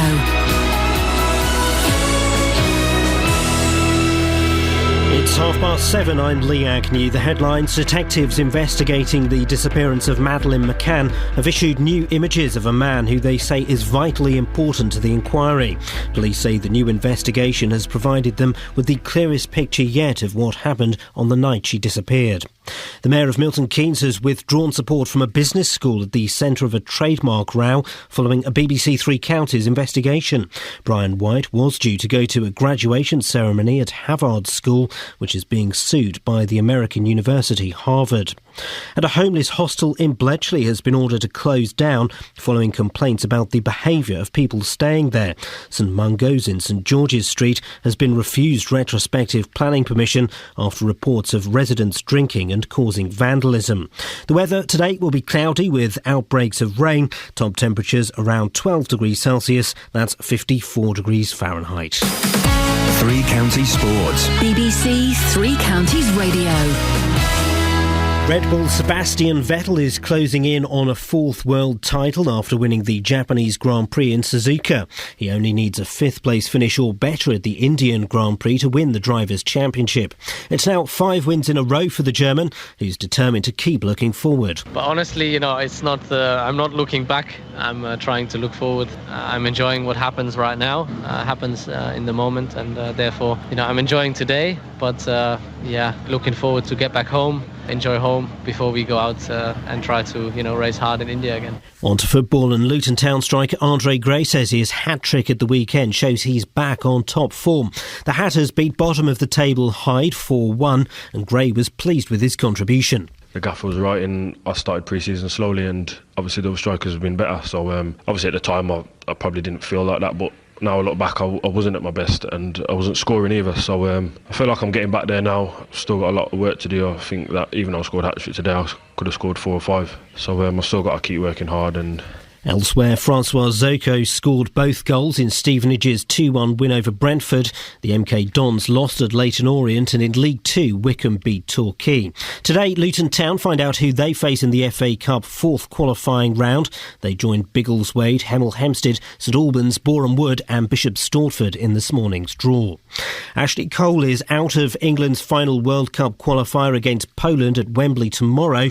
Everton's Leighton Baines, who deputised for him against Montenegro on Friday, looks set to be named at left back. Well, obviously you enjoy it a lot more when you're playing, when you come away on these trips and you're going to get a game, then you enjoy it a lot more. And it was good to be able to prepare for the game in that frame of mind, really, rather than expecting to sort of just be waiting in the wings. So I say it's great to be here and be playing. And that's BBC Three Counties News and Sport, with more at 8.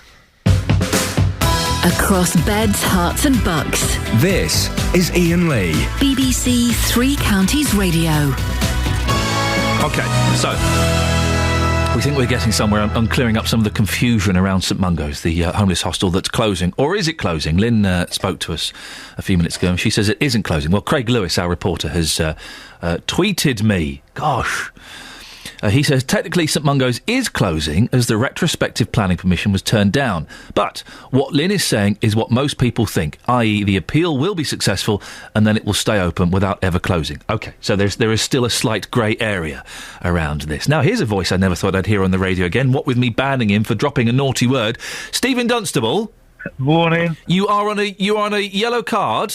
Yeah, you've been banned for the last 6 weeks because you did a naughty word. You have been the subject of very high profile meetings amongst various heads of BBC. Oh, I'm glad I've got to the top then. You have got right to the top. Even Ollie the cleaner was involved in these meetings.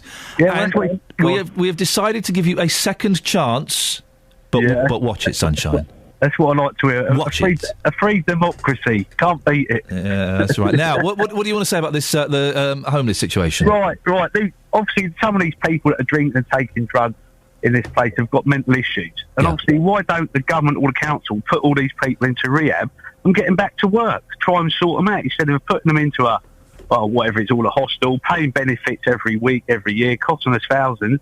They could use that money to sort them out, surely. Is that not a fair comment? You know, at the end of the day, these people need help, and they should be forced to be helped, to be made to get help. Well, but the thing is, if you're a drug addict or an alcoholic, you can't be forced to get help, can you? Yeah, but listen. You've got a nice life. I've got a semi-nice life. Most of us are generally.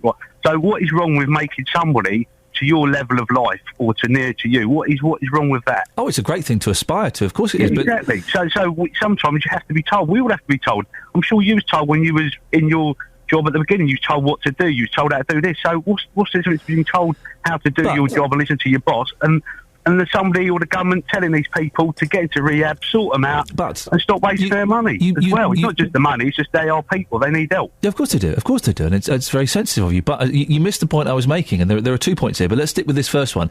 If someone is a drug addict or an alcoholic, you can't make them get clean and sober up. They have to want it. You can't... I've heard so many stories of people being forced into rehab, and then they come out, and the first thing they do is they stop off at the pub and phone their dealer. You can only get clean when you're ready to. Well, to be honest, I understand what you're saying, but I still think they need a shove, because surely after 3 or 4 months they might realise, they might probably thank you for putting them in there, because they've gone through 5 or 6 months of rehab and sort themselves out a bit. And obviously there's other probably underlying mental issues. We don't know why it's happened in people's lives. We don't know what the fallout is. You can't just give people who've got mental health problems a shove. Well, of course you can, to help them, to put them up. How would you shove a mentally ill person? What I mean is make them go to rehab, sedate them, get them off the drink or the drugs. Sedate them? So give them more drugs? No, yeah, right. These are good drugs. They've got the best of both worlds. They can have the drugs, but they can get better on these ones. The other drugs don't make them better, do they? Steve, there you go. You see how easy it was not to do it without using indoor language, without exercising your potty mouth. I'm on a building site, mate. You need to get out a bit more. Well, listen.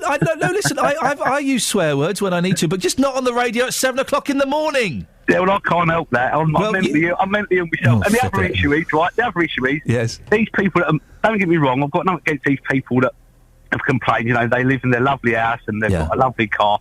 But surely, we're supposed to live in a tolerant, which I keep hearing every day of my life. I can't believe that they're supposed to be tolerant to people. But why can't they be tolerant to these people? These people have got issues. These other people have got a nice car, gone to work, done the right someone thing, was trying to stitch... A load of them were trying to break into that nice car. Yes, that's what I'm just saying. I've got nothing against them. But what I'm saying also, the minority that complain? I live in a democracy where majority rules, not minority. So if a minority complain, why does everything get shut down or the police arrest someone because 5 or 6 local residents have complained about this? And the majority of people they were quite horrific complaints. Furniture being smashed. Someone trying to break into her son's car. I'm not disputing that. What I'm saying to you, but the first thing that I said to you is if all that was done, it wouldn't get to the stage of these people complaining, would they? Steve, thank you very much indeed. Stephen Dunstable, who's served his time, although he doesn't seem that repentant about... He dropped an F-bomb a while ago, and that was it. He was off. But he doesn't seem that repentant, and he's hinted it may happen again.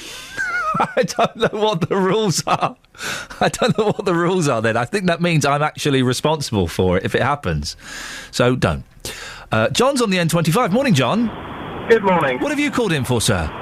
Well, you were asking about the M40 problem earlier on your traffic. Oh, yeah, Adam Glynn said there are problems on the M40, but he doesn't quite know why. Yeah, I went past it this morning. There was a 4-car pile-up in the outside lane at High Wycombe. Oh, dear. That was at about 20 to 7 I passed it, so I don't know what it's like now.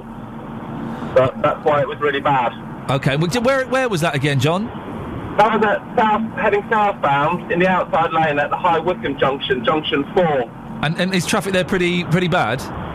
It took me 5 minutes to get past it at 20 to 7, but obviously time's moved on now and it's busier. Time does move on. John, thank you very much indeed. That's what thank you for that. I like to call that local and indeed vocal. We're talking about vapour rub. You know that kind of oily, greasy stuff that you put on your chest or around your nose when you have a cold? Well, Catherine Boyle, would you just remind us of the nonsense suggestion? Put it on your feet. Sorry? It was something that I tried out when my babies were babies. They're not babies anymore. No. They don't. They wriggle a bit more when I try to put it on their feet. But it's great. You put it on, you put the little onesie over the top. Yeah. They sleep all night long. One of my favourite things to do is when I'm bunged up, I might do it today, is get a big bowl of hot boiling water. Yeah. And you're supposed to put like a little drop of it in, but 2 big dessert spoon scoops into the bowl. Really? Yeah. But then you won't have it for 10 years like most people. You know, Vicks? Yeah. We've had the same pot. We'll have it forever. We've had, when my mum moved out of a house 4 years ago and I had to clear the house out, I found these, so I was 36, I found the same tub of Vaseline that she'd used on me as a baby. Yes. And there was still loads in there! You see, I should have sent that to a laboratory. Imagine all the diseases and things they would have found on there. Can it go off? I don't think Vaseline can. I don't think it can. It's infinite, its lifespan. I think our Vicks might be 70s. Wow, that could be worth some money. She's taking it on Antiques Roadshow. Zara's in Aylesbury. Morning, Zara. Hi, Ian. Zara, what's this? You don't buy into this nonsense about putting vapour rub on children's feet, do you? I didn't, but I do now. When did you start doing this? Oh, just two nights ago. I was fed up of being awake 3 whole nights with my child. Yeah. Someone suggested it, and I tried it, never believing it, and it worked. So this is a recent discussion. So the conversation I'm having with Catherine is very pertinent to you at the moment. Absolutely, and I'm such a believer now. I'm telling everyone about it. But how does it work on their feet? You can't smell it. You can't. I think it works the same way where if you eat garlic or you stand in garlic and you can smell it in your breath. What? So I presume it's sort of. Have you heard of that? If you stand and rub garlic on your feet, you can smell it in your breath. No. I presume it somehow gets into your system, and I just think. You know, I'm totally doing that today. Oh, I'm doing that with I've got the boys today. I'm doing that with the boys. Come and stand in this garlic. That can't be true. It is. The body is strange and wonderful. You'd be surprised. It is strange. Zara, thank you. It is strange. Not always wonderful. But hang on, the foot bone's connected to the ankle bone. The ankle bone's it's not connected to the mouth bone at all, is it? You've got absorbent feet, like a flower. You buy into all this reflexology. I don't. I just know that. Bless you, Kelly. Sorry, we're doing a radio. A bit of Vicks. Or any other product before we get in trouble for banging on about it too much. I know, but we all know which one's the. Yeah. Anyway, so no, it works. Why question it? But the I've done it on myself. What, reflexology? No, on the feet. The reflexology is the rubbing of the foot. That's just nice. It doesn't. It's not. You see the. Oh, they're rubbing your. I'm rubbing by your heel. You've got something wrong with your. You've got headaches, haven't you? You've got headaches. To be honest, that whole idea makes me feel a bit funny. I don't like people touching feet. Really? No, I'm a little bit funny about it. I told you I had a Thai woman walking on me the other day. Was she in her bare feet? She had high heels. No, she was in. She was. There was nothing sexual about it. It was a wonderful Thai massage. She was in bare feet, and she was walking on my buttocks. Oh, it felt good, and not in a pervy way, in a very relaxing, intense, deep way. My hairdresser's got one of those chairs that massages. Oh, they're rubbish. It does seem to concentrate a lot on their buttocks. Slightly pervy chair. Thank you very much, Catherine Boyle. 0845. If you stand in garlic, your breath smells. That cannot be true. Can we get like a podiatrist? Is that's a podiatrist is a foot doctor, I think. Can we get somebody on before the end of the show who can tell us whether that is nonsense or indeed science fact? Or maybe you've done it. Have you stood in garlic and your breath has smelt of garlic? That's like saying if you stand in milk, you'll cry milk. I don't know. It's not the same. It's not the same. It's something. Anyway, 08459 455 555 is the phone number. Facebook.com/BBC3CR. Or you can send me a text, 81333. Start your text 3CR. It's coming up to 7:45. It's BBC Three Counties Radio. Let's get the travel now with Adam. Travel news for beds, cards and bugs. BBC Three Counties Radio. The M40's been looking very slow this morning southbound. We had a call come in from John. Thank you very much, John. Said there was an accident there earlier this morning as you go past High Wycombe at Junction 4. It's gone. All lanes have reopened, but it's still very, very slow back as far as Stokenchurch at Junction 5. They only managed to reopen the lane that was closed about 10 minutes ago, so that's why it's still looking quite busy. But John said the accident was a little bit earlier this morning. M1 southbound slow after an accident. That one's now on the hard shoulder, and it's as you go past Junction 13 at Bedford. Congestion's back to Newport Pagnell and the services. Further down southbound slow from the A505 toward Redbourne. A1M looking busy past Stevenage. The A1 into London looking slow, Stirling Corner to Mill Hill Circus. And issues if you're trying to go across to the M11. Southbound still one lane closed, a 6-mile queue approaching the scene of an accident just between Saffron Walden and Stansted, Junction 9 and 8. And of course the northbound side is queuing as people slow to have a look. M25, that's stop-start as you go anti-clockwise through the roadworks section toward Potter's Bar. Busy from St Albans to Watford and then slow all the way round to the M40. If you can update us, 08459 455 555. Adam Glynn, BBC Three Counties Radio. Thank you very much, Adam. 7:46. It's Monday, the 14th of October. I'm Iain Lee. These are your headlines on BBC Three Counties Radio. The police are revealing a new picture of a man they believe could have abducted Madeleine McCann. The Mayor of Milton Keynes says he can no longer support Harvard Business School in the new city following an investigation by this show. A homeless hostel in Bletchley has been ordered to close down following complaints about the people staying there. Coming up, a meeting to decide whether to close Hemel Hempstead's Old Town for 7 weeks will take place later this morning. We were talking about this last week. Heard some incredible stories from a lot of the local businesses there who are in very serious trouble. Some of them are in huge debt. Some of their business is down by 40%.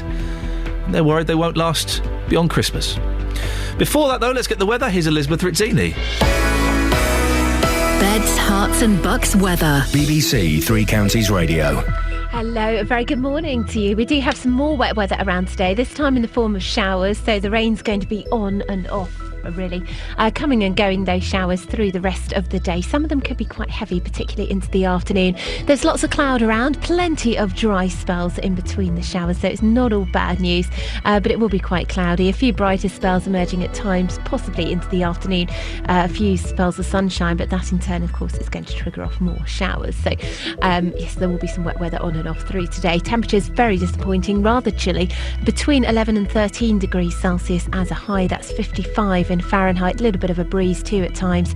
Now into this evening, the showers will fade away to leave us with a dry night. Watch out for some mist patches into tomorrow morning, particularly over the higher ground, and of course where we get the clear spells overnight.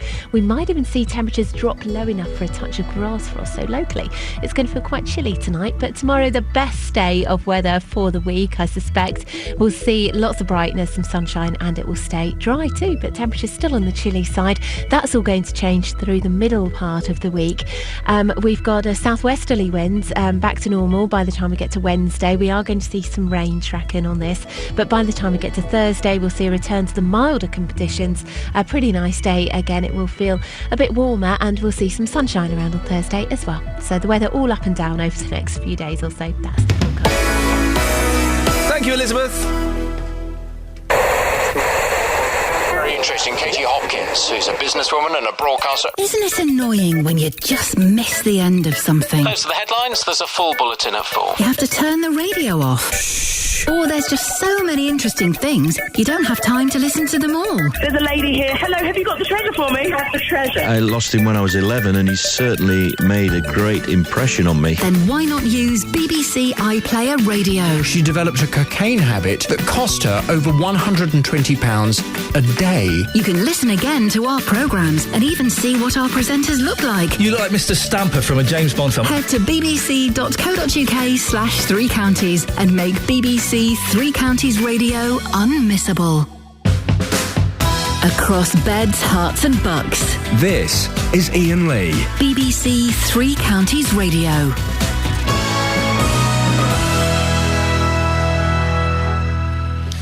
A meeting to decide whether to close Hemel Hempstead's Old Town to traffic for 7 weeks will take place later this morning. Roadworks to implement a one-way system are already 2 months behind schedule, and some shopkeepers say a further closure could put them out of business. Traders are accusing the workforce of being lazy. As we found out last week, the council has installed CCTV to monitor the workforce. I've never heard of that happening before.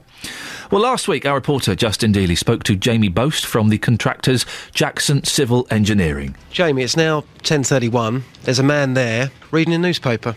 It's still his break. I thought you said 10:30. We have our breaks from 10 to 10:30. If this gentleman What's he taken reading? his... I do not know. It's probably the Hemel Gazette. Here we are with the BBC. I've got a BBC badge around my neck. And there he is. It's 10:31. He's got a newspaper. And he's reading the newspaper. No comment. No comment. And you're laughing. Jamie? Jamie? It's going to follow you up the stairs here. Jamie, I just want to get comment. It's 10:31. You said their breaks finish at 10:30. He's still reading his newspaper in the digger. No, I said we take a half-hour break. It usually starts at 10 and runs to 10:30. But we're flexible, depending on what activities we're doing. So would you mind if I go and ask him right now when he took his break? It's not a problem. Well, Justin did go downstairs, and eventually, 10:35, the fella started working again. So it took... there's an irony. It took Dealey's presence to get somebody to start working. Wow. Well, Fiona Rolls runs Quality Clothes Exchange. Good morning, Fiona. Good morning. Fiona, what's happening at this meeting today? Because there was a meeting last week, wasn't there? There was. And so what's this meeting going to sort out? Well, they promised to come back to us today with a new schedule of works, because the main issue we all had last week was the fact that they wanted to close the road with effect from today for 7 weeks, with just limited access. And how much of a problem would that be for you and your business? It would probably kill my business, given that we're going in the run-up to Christmas. Because with the best will in the world, it is difficult to remember that the road is shut and to go automatically to the diversion route. And so perhaps when you arrive and you see the road closed, you think, well, I won't bother and I'll go somewhere else. And, that's just human nature. It's, not... disrespect for my customers and the customers who shop in the high street. It's just the way things are that, you're busy at this time of year anyway, and so to put yourself out to follow a diversion route when you hadn't realised the road was closed just takes more time out of your day. We spoke to some the shopkeepers last week and heard the effect that the road closures have had on them. How is it affecting your business? If I give you the example of my actual footfall, because I think that's probably a clearer indicator than pounds and pence, I do monitor the number of customers that walk through my door, and from the beginning of the roadworks to August, that number was down 30%. Since they started working outside my shop, which was actually Thursday the 12th of September, and incidentally they're still working outside my shop, so a month later, I've lost a further 10% of numbers coming through the door.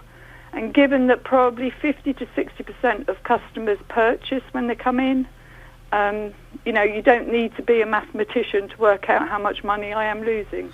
So if this 7-week closure goes ahead, yeah, you really think your business could close? I think it will be extremely difficult, and I would have to be incredibly creative to encourage more people up here in the run-up to Christmas.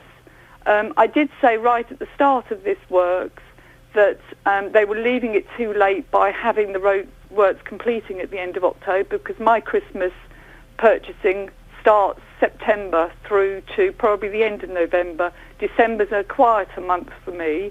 So, to say that the roadworks will go on until the end of November and they'll leave it roadwork free for the month of December probably won't do me any good. We heard lots of stories last week about people kind of spotting the workmen not really doing any work, just being men. Have you spotted things like that? I do spot them occasionally. I have to say, because they're not working outside my shop that often, hence why it's taken over a month to create a parking bay, I see them a lot sitting in their vans opposite in the only parking bay that has been created, which is quite ironic that they're hogging the parking bay spaces instead of allowing that to be free during the day so that customers could park there quickly and pop into the shop. Fiona, what situation would work for you? What would be the best outcome of the meeting this morning for you?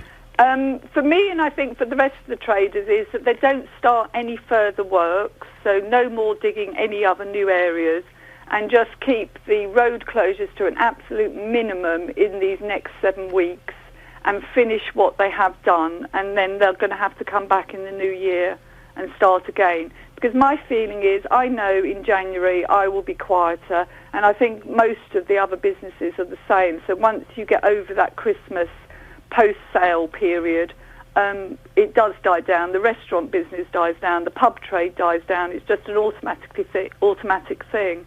And so I think if they did that and then came back and restarted the works, then that would work all round for us. Fiona, thank you very much for your time this morning. I hope things work out for you. We'll be following that story very, very closely and seeing what the latest is. The meeting is happening later on this morning, and we will find out what the results are. That's Fiona Rolls, who runs the Quality Clothes Exchange. Call 08459 455 555. BBC Three Counties Radio. You're in for a treat. We had 3 newspapers left. 3 newspapers, the Daily Mail. Madeleine McCann. Picture of the gentleman they're looking for. But their biggest story is slash benefits for EU migrants. PM urged to act as those here without a job hit 600,000. David Cameron was last night urged to slash benefits for immigrants from Europe. The calls came after a study revealed a sharp rise in the number of EU migrants without a job living in Britain to more than 600,000, the equivalent of a city the size of Glasgow. Daily Express. Maddie, pictures of new suspect. Police issue 2 photo fits of the same man they want to question. These are the images of a new suspect police want to track down. 2 e-fit pictures of the same man with a German connection were released today. But here's the Sun have given a tiny little sidebar, I believe it's called, to Madeleine McCann. Their more important story is the Katie Price exclusive. And boy, oh boy, you can see why it's an exclusive, because it's not interesting. Pete built a career by trashing mine, says Katie Price, as she trashes Peter Andre's career. Katie Price, sensationally. Does she do anything sensationally? Sensationally slams Peter Andre in the Sun today, bitterly accusing her ex-hubby of trashing her reputation? Her reputation as a tart that gets her knockers out for money? That's what she... Just before the legal team get involved, that's what she does, isn't it, Catherine? Wow. Isn't it? You actually called someone a tart. Well, but I mean, that's her job description, isn't it? No. What's her job description? I think she is described as a model-stroke entrepreneur. She gets her knocks out. Does she get them out anymore? I don't think she does. Well, there's... I don't know if she does, but she... Okay, People remember them. They're certainly eye-catching, aren't they? They will catch your eye. And your attention. But that's what she's famous for, is having her boobs enlarged. Yeah. Sadly, I'm trying to help her out here, but she's not an easy person to defend. She's also an author, of course. She's written many, many books and many, many autobiographies. Have you ever read any of them? Oh, come on. Are you actually asking me that question? She's written some about ponies, hasn't she? Is that a euphemism? No, actual ponies. Wow, no. Yeah. She's on children's books. This is like her 4th autobiography, though. She's 35. She should stop doing stuff. Yeah, just stop doing stuff. I mean, I met her once and she was very charming and very nice, but, I mean, just come on, stop doing stuff. I'm just amazed anyone wants to know her stuff anymore. People do, though. Thank you, Catherine. People look up to... I'm not quite sure I'm thanking you, so. People look up to her. Young girls look up to her as a role model. She is a role model. No, she's not. Look up to doctors and astronauts and scientists and teachers as role models. Not Katie flipping Price. Travel news for beds, cards and bugs. BBC Three Counties Radio. Still pretty slow on the M40 southbound. This is after an accident earlier this morning, now on the hard shoulder, and it's from High Wycombe back to Stokenchurch where the queues are. M1 southbound is slow. Again, we had an accident. That's been moved out of the way as well. It's on the hard shoulder as you go past junction 13 at Bedford, but that's causing congestion back to the Newport Pagnell services. Further down southbound on the M1, delays from the A505 toward Redbourne, and slow through Dunstable down toward Markyate on the A5. A1M southbound is heavy from Stevenage and around Hitchin, so junction 8 to 7. A7 on the southbound side. A1 into London through Boreham Wood. You've got queues on the cameras from Stirling Corner to Mill Hill Circus. If you're going across to the M11, it's not great this morning. Southbound, there's about a 6-mile queue after an accident between Saffron Walden and Bishop Stortford. That's slow back to Duxford. Northbound slow as well past the scene. And the M25, anti-clockwise, stop-start through the roadworks, queuing from St Albans to Watford, and very slow from Watford onwards to the M40. Adam Glynn, BBC Three Counties Radio. Thank you, Adam. I was having a production meeting. I wasn't. I was looking at Twitter. Sorry. I apologise. Lots coming up in the next hour of the show, including the latest on the Harvard situation. Justin Dilly's done a cracking report. We'll hear that after this. Local and vocal across beds, hearts and bucks. This is BBC Three Counties Radio.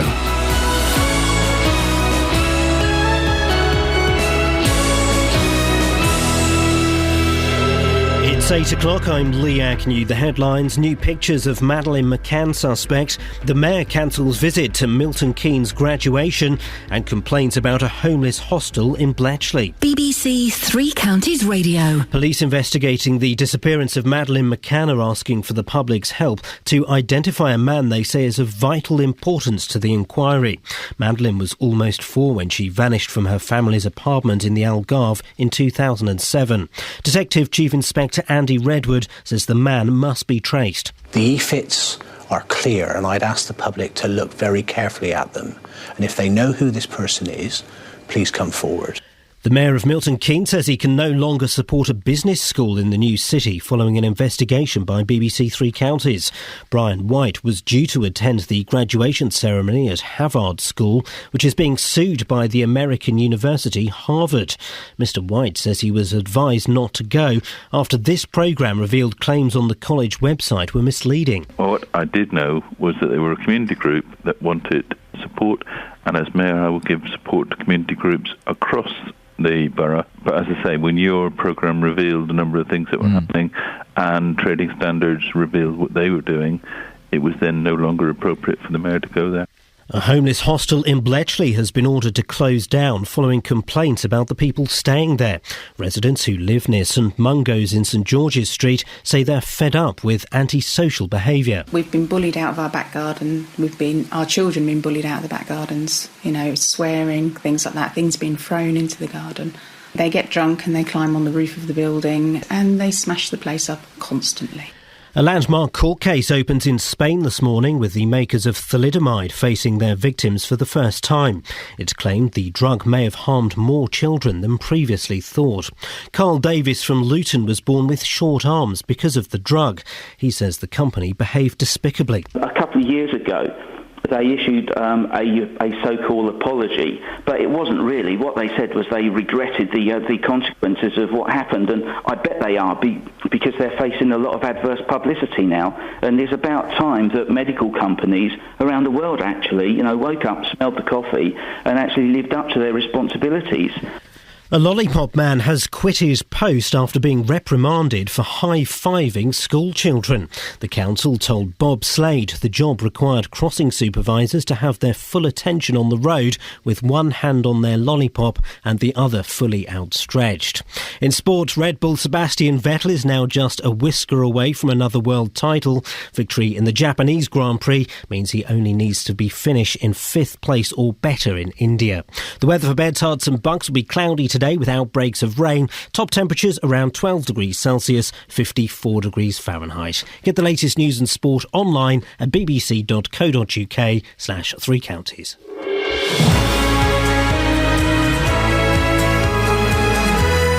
I had something terrifying happen to me in my car the other day. I was driving down the... I just turned off the M4 at junction 15 to go towards Gloucester. I don't know what that road is. The A419, something like that. Anyway. And I was singing along to the Beach Boys. But suddenly I couldn't open my jaw. I could only open my jaw a little bit, like that. No, it wasn't Barbara Ann. I hate that song. Then it locked. My jaw locked. It would only open a tiny bit. And to get it to unlock, I had to tilt my jaw to the right-hand side, and so it would go... It would click like that, and then open, and then I could open. But every time I closed it, I had to do the same thing. And I was in the car having a little panic attack. Now, some of you may be regretting the fact that my jaw is working properly now. Tough. And I had to say to myself, keep calm, Iain, don't panic. Because I couldn't open my mouth, that's why I was saying it like that. Eventually, it managed to, but it's terrible. Does anyone know what that is? Can I get a blue badge for that? Is that a condition? It possibly could be. Anyway, lots coming up on the show this morning, including the latest on the Harvard scandal. You may remember we spoke to the head of the Harvard School on Friday. She told me that students weren't being charged yet. Well, they are being charged yet. We'll have the latest on that in a bit. After the closure of another homeless shelter, this time in Bletchley, we're getting reports of a noticeable increase in the number of people sleeping rough outside Milton Keynes Station. Have you seen them? Can you give us a call and let us know?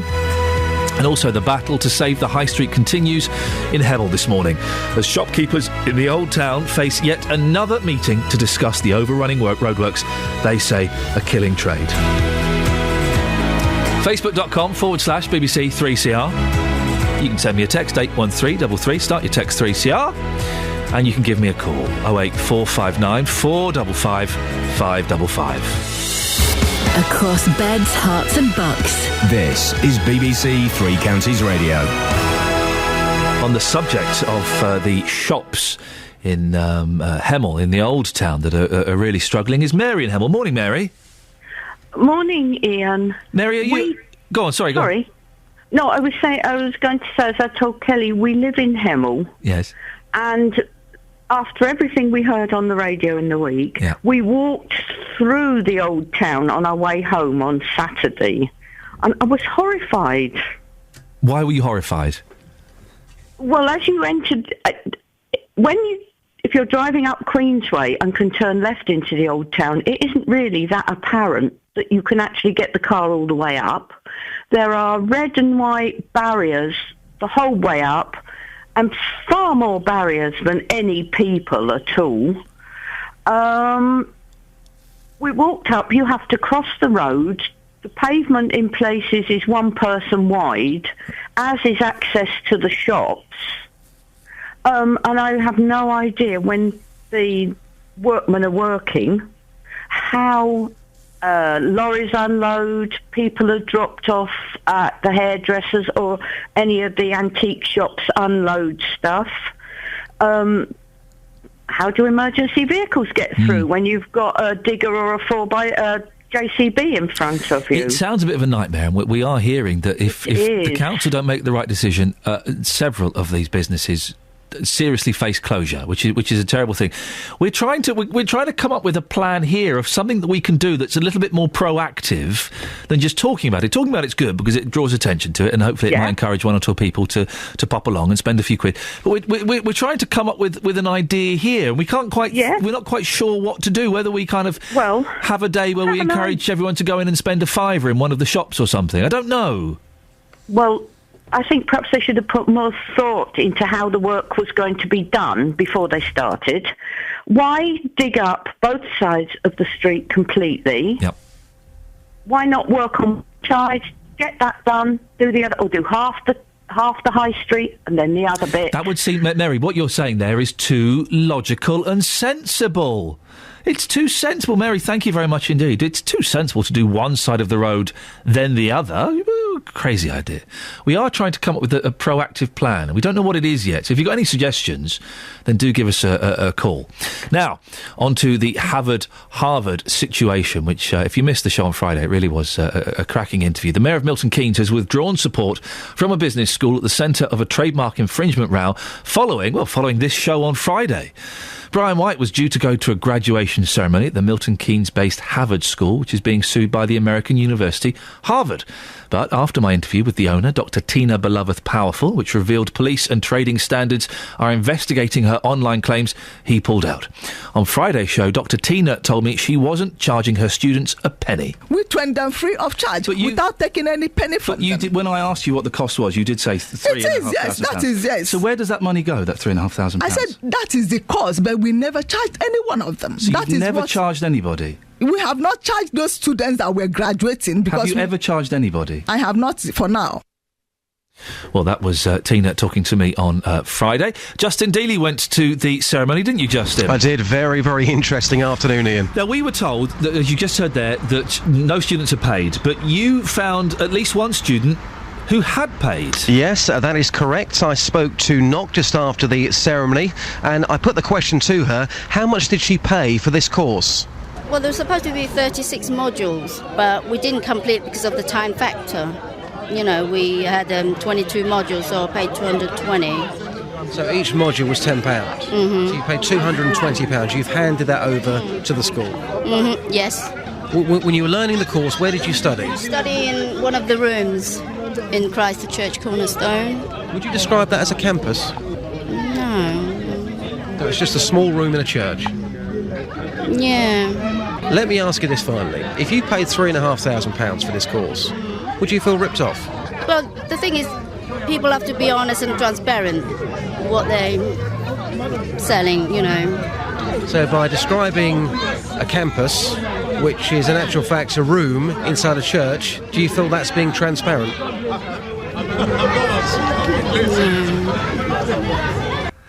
So one the person there who had paid, which goes completely against what was said. Some students have paid. We heard earlier that Dr. Tina Beloved Powerful didn't want to talk to you until you'd had something to eat. I believe it was some jerk chicken and rice. Jerk chicken, yes. Once you cleared your plate like a good boy, did she have anything to say to you? Well, of course, on our website, the price is £3,500 and £5,500 for these courses. Yes, she did eventually agree to talk to me after I'd had some jerk chicken. Inside that room, it was very loud. She claimed that she couldn't walk out of that room and talk to me because she was tired. So again, I had to wait until everybody had left and the room was quiet enough to conduct an interview. I waited and I waited. We eventually got the interview, Ian, and this is what happened. Well, Tina, you kept me waiting about an hour or so. A few key questions for you. You told us on Friday's show you hadn't taken a penny off your students. Some of the students are saying to me that they have given money to you. What's your reaction to that? That's what I'm saying. I have not taken any money from my students because I gave them scholarship, all of them. Scholarship. What they paid for is the handout, the manual, £10. That's what they paid for, manual. So why did you say to us on Friday you hadn't taken a penny off your students? I have not taken a penny from them because I gave them scholarship. We've got them on tape saying they paid you £220. They didn't pay me 200, and what they're telling you, probably you are misconstruing them. No. Well, you are misconstruing them. What they told you they pay for is the handouts, which enables them to understand the teaching, the biblical teaching. Biblical teaching. So that is what they paid for. You're talking about charging on your website £3,500 and £5,500 for these courses. When are you going to start charging those prices? Yes, we're believing God that by next year, January next year. Yeah, January down, we will start, when our students, you understand, start charging 3,500 for home students. And 5,500 for students from overseas? Yes, 5,500 for students overseas by the power of God, by the special grace of God. Is that great value for money? What do you think? We have not charged any penny. But when you start charging those prices, is that good value for money? Yes, good value when we start charging it. So that's going to be happening from January? Yes, please. You claim to have two campuses. They are two rooms inside a church. You have false accreditation on your website. You also claim to have a library. That is a public library. You also claim to have a central office. That is your flat. You're being investigated by the police. You're being investigated by Trading Standards. What would you say to any of our listeners right now who are accusing you of being a fraudster? This is your chance to put the record straight. What would you like to say to our listeners? These are false allegations. I am doing grand and great work, noble work. You have seen how happy, how transformed people who were never educated in their lives have just been put through to be educated. At no cost. I do great and wonderful. In fact, I'm going to get MBA award from the Queen herself. She will congratulate me. You think that's going to happen? Seriously? Very sooner than later. I tell you from my heart of hearts. Are you living in a fantasy world, Tina? I am telling you from my heart of hearts that the next time you see me on television being congratulated for what the kind of work I am doing in Milton Keynes. Are you deluded? I'm telling you, you have seen with your own eyes. Except, of course, you're not, if you're genuine and you're frank and you're truthful, I'm being frank. I'm Yes, inside a church hall. This is not a campus. This is a campus. What do you understand by a campus? A campus, a place of learning, is a place where lecturers and students meet. So you can go to bed at night and you can sleep easy knowing you're not misleading the public. You can do that. Not at all, yes, with a lot of emphasis. You saw with your own eyes. You saw the happiness, you saw the joy. You saw it's so transparent. These are people, under normal circumstances, will not have gotten education because the government are skyrocketing prices, school fees. Are you worried you're going to be arrested? Who is going to be arrested? It's You're laughable. being investigated by the police and by the trading standards. Yes, Are you worried that you're going to be arrested? Are you living in fear, Tina? So wait, how can I live in fear? You understand? How can I live in fear? You're being investigated by the police? Yes. I'm not. I'm not being investigated by police because good name. Is... You are being investigated by the police. That's what you say, investigated, and look at me talking with you. So where is the police that is investigating me? You understand? If you arrest me because I am in your country, you want to arrest me, that just like you arrested Nelson Mandela, just like you arrested Nelson Mandela, but I can assure you that you will not arrest me because I will, you understand, it's not, I don't know how to put it. Well, Justin, I've just found the dictionary definition of campus. It's number one, the grounds, often including the buildings of a college, university, or school. Number two, a college or university. Three, a division of a university that has its own grounds, buildings, and faculty. It doesn't mention a church hall. Well, I was inside that church hall in Milton Keynes on Saturday. I would say that church hall, again, just giving an honest assessment here, I would say that church hall would sit down 50 people, absolute maximum. Again, I can only describe, Ian, what I saw at the weekend. I was inside a church hall. That, for me, was not a campus. And just one final quick thing, so we are a little bit late, but she mentions that she'll be charging the £3,500 for British nationals and £5,500 for foreign students from next year. I've noticed on her website you can make those payments quite conveniently via PayPal if you want. I don't think that's standard university practice.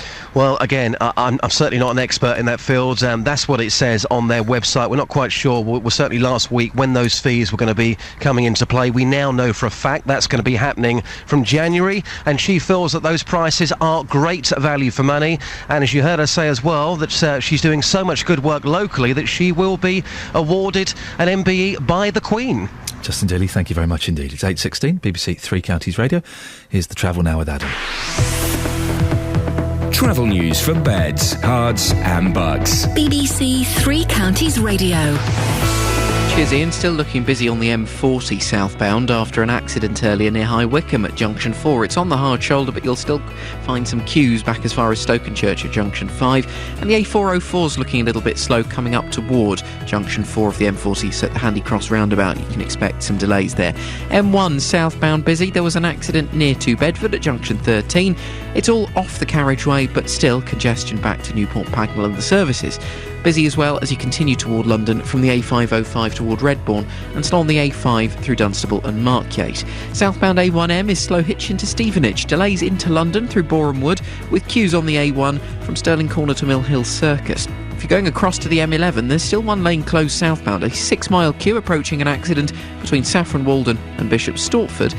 Slow northbound past the scene, and the M25 anti-clockwise stop-start all the way through the roadworks section this morning, plus queues from St Albans round to the M40. Adam Glynn, BBC Three Counties Radio. I do apologise. Jonathan, sorry, it's my fault. I've not seen him for a couple of weeks. I was off poorly, you were bunking off on holiday, and we're getting all the gossip. Yes. Tell me about the gentleman on the plane after I've done the news. On air? No. No. Can you tell it on air? No. Tell me about it after this, then.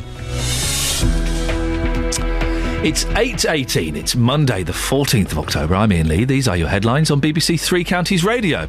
The police are revealing a new picture of a man in connection with the disappearance of Madeleine McCann. The Mayor of Milton Keynes says he can no longer support Harvard Business School in the new city following an investigation by this show. And a homeless hostel in Bletchley has been ordered to close down following complaints about the people staying there. Weather today, cloudy with outbreaks of rain. Coming up, we'll be speaking to Pastor Stephen Ndungu from the Jesus Celebration Centre in Milton Keynes, which Harvard's website claims it uses the centre as a campus. BBC Three Counties Radio.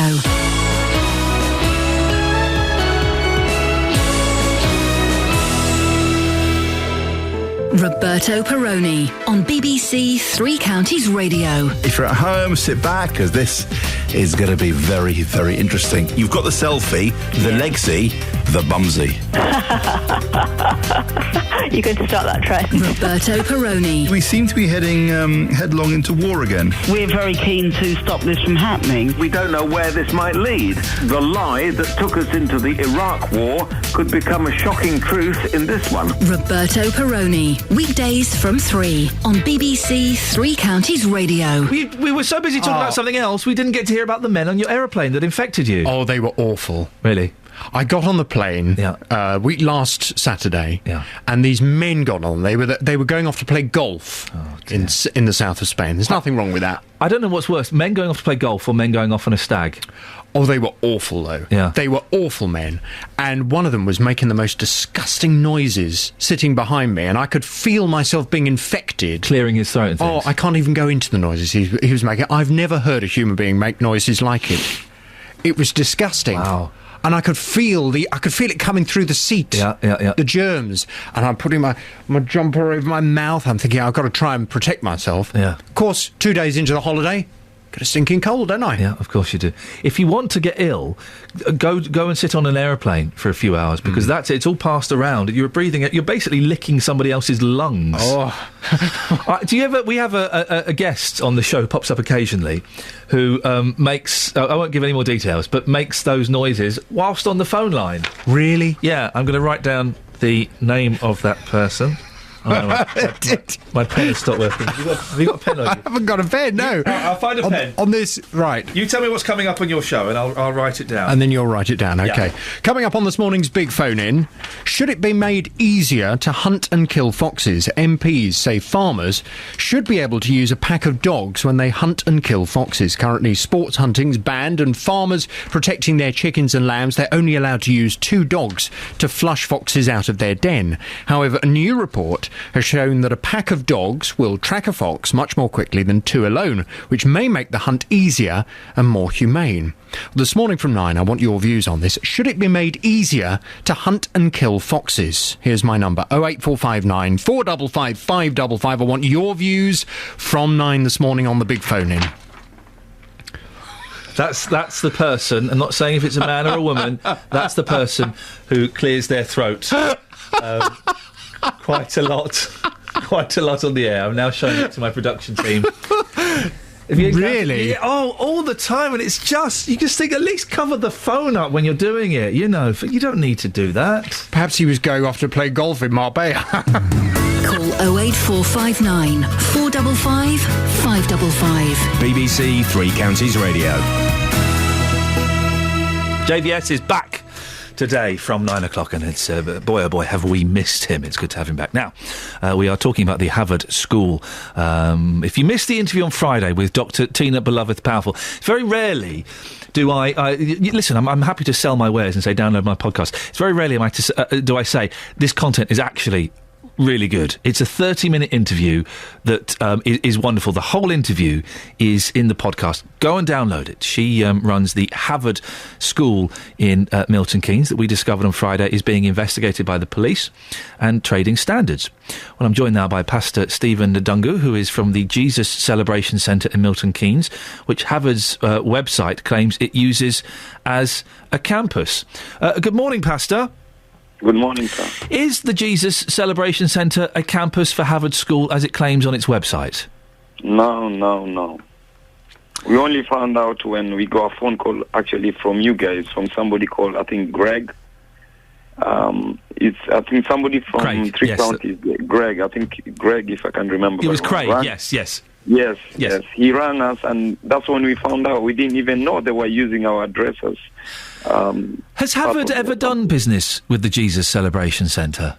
No, we have never had any business, because we had to go through our records, and we found out they have only hired our premises for 3 hours, I think, in January, only for 3 hours. And that's it? That was the 3 hours in January? Yes, that's it. So what we did is we were furious. So one of our pastors rang the number, because we had to go to the website and find out exactly what was happening. So we we rang and we spoke to, I think he spoke to Tina the Beloved, and we told her to get the address out of her website as soon as possible, which she wasn't happy anyway. What did she say? It's interesting. Some people, I tell you, some people, I'm trying to be a bit reserved. Some people are difficult. And so what we did is we followed it with an email, just for in case anything happens or in future we need to show that, yes, we did communicate to her. So probably I should read the email that we sent and the reply we got from her. Would you be able to forward that on to me, Pastor? When I hand you back to the team, if you could forward that on to us, if you wouldn't mind, that would be really interesting. Here's we spoke to Tina on Friday about the campus. Just have a listen to this. This is what she said on Friday to me. We have 2 small halls. Okay. That harbors in the Jesus Celebration Centre as well. Pardon me? In the Jesus Celebration Centre as well. Yes. Because they've told us that you have no connection. You have no connection with them. We have receipts where we have used to pay them. When was the last time you paid them? Well, because the last time we paid them... Sometime last year. No, we started this year. That was, probably between January, February, March. Okay. Within January, February, March, we paid them and we have receipts to show for it. So she's saying they're January, February, March, Pastor, and you dispute that? No, we checked our receipt because we did a thorough search. It's only once for 3 hours in the 19th of January, and we've got a receipt to show that I think they paid about £30. That was on the 19th of January. When we spoke to... Sorry to interrupt, Pastor. When we spoke to Tina about some other inaccuracies on her website, her claims that she was accredited and various other things, she said she couldn't take those things down or change the website because she couldn't get hold of Moz. Moz was the gentleman that had built the website, and she was unable to get hold of him to make any changes. Did she say that to you? No. She was furious when we said we have got no connection with them. We've never had any agreement with them. Why did she take the on her own back? She just went and put our address in her website. So she was furious, and she said she will take it down. So we are surprised because last night before I went to bed, I checked. Our address is still on our website, so I don't know what she's playing at. What's the next course of action for you, Pastor? I think the first thing, we wanted to have a paper trail, so that's why we sent the email, so that at least we've got something, evidence to show that, yes, we had a telephone conversation on the which is actually written it on the email. On the email, it's specified on the email, and also there was some form of communication between us and them to show that we are not happy with what they did, because we had never had any arrangement with them. We only found out when Craig rang us, you see. Yeah. So from there, then we'll take further action if needed.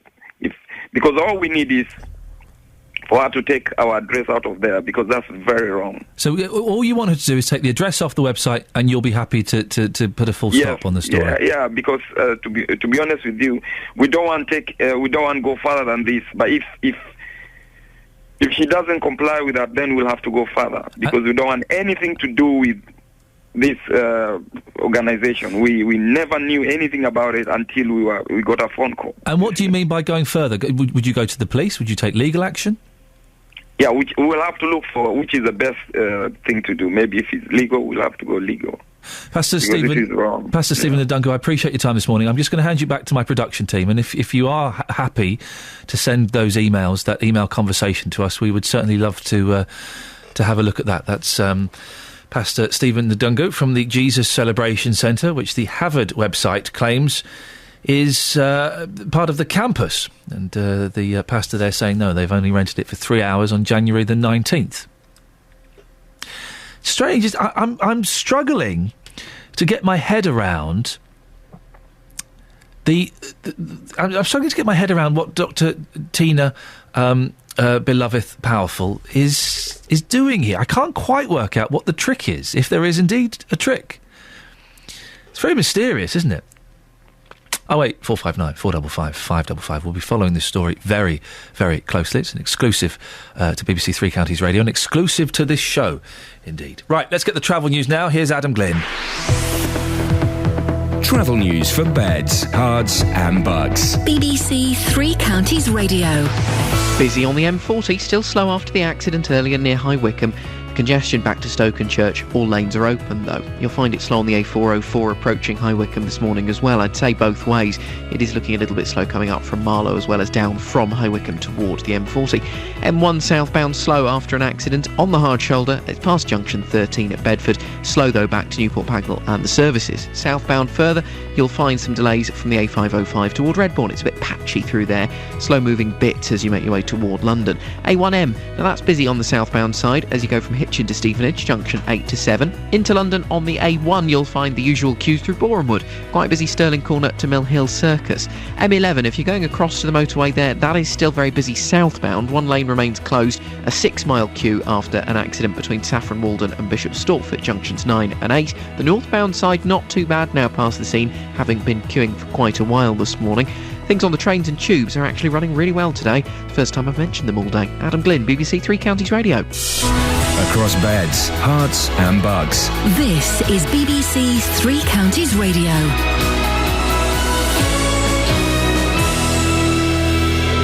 It's 8:30. I'm Lee Agnew. The headlines: Scotland Yard detectives investigating the disappearance of Madeleine McCann have issued new images of a man who they say is vitally important to the inquiry. They'll feature in the BBC's Crime Watch programme tonight. The Mayor of Milton Keynes says he can no longer support a business school in the new city following an investigation by BBC Three Counties. Brian White was due to attend the graduation ceremony at Havard School, which is being sued by the American university Harvard. And a homeless hostel in Bletchley has been ordered to close down following complaints about the behaviour of people staying there. St Mungo's in St George's Street has been refused retrospective planning permission after reports of residents drinking and causing vandalism. The weather will be cloudy with outbreaks of rain today. Top temperatures around 12 degrees Celsius. That's 54 degrees Fahrenheit. Three Counties Sports. BBC Three Counties Radio. Red Bull's Sebastian Vettel is closing in on a 4th world title after winning the Japanese Grand Prix in Suzuka. He only needs a 5th place finish or better at the Indian Grand Prix to win the Drivers' Championship.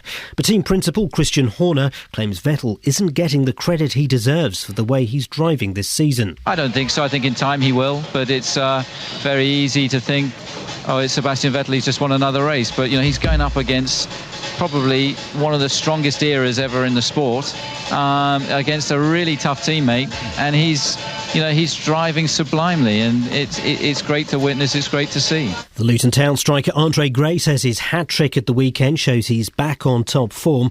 The Hatters beat bottom of the table Hyde 4-1, and Gray was pleased with his contribution. The gaffer was right, and I started pre-season slowly, and obviously the strikers have been better, so obviously at the time I probably didn't feel like that, but now I look back, I wasn't at my best and I wasn't scoring either, so I feel like I'm getting back there now. I've still got a lot of work to do. I think that even though I scored a hat-trick today, I could have scored 4 or 5, so I've still got to keep working hard. And today Luton Town find out who they face in the FA Cup 4th qualifying round. They joined Biggleswade, Hemel Hempstead, St Albans, Borehamwood and Bishop Stortford in this morning's draw. The 5 times world snooker champion Ronnie O'Sullivan says he believes he could beat Stephen Hendry's record of 7 world crowns. O'Sullivan says he's entering new territory by winning back-to-back world titles in his late 30s when players normally peak in their 20s. You never know. The snooker players of the next generation now might think, you know what, you don't hit your peak till you're 37 because Ronnie proved it. So again, it kind of maybe changes people's beliefs in where their peak is at when they're a snooker player. And that's BBC Three Counties News and Sport with more at 9 o'clock. On FM, AM, online and digital radio. This is Iain Lee. On BBC Three Counties Radio. Jonathan Vernon-Smith is back at 9 o'clock. Coming up, I'm just looking at what we've got in the next 30 minutes of the show. Cilla Black and Feet. I know. There's a little bit more to it than that, but that's the main thrust of it. I mentioned earlier on that at the weekend I was driving along singing to myself, and my jaw locked. I could open it like a tiny, tiny little bit, and then it just, the left side of my jaw locked.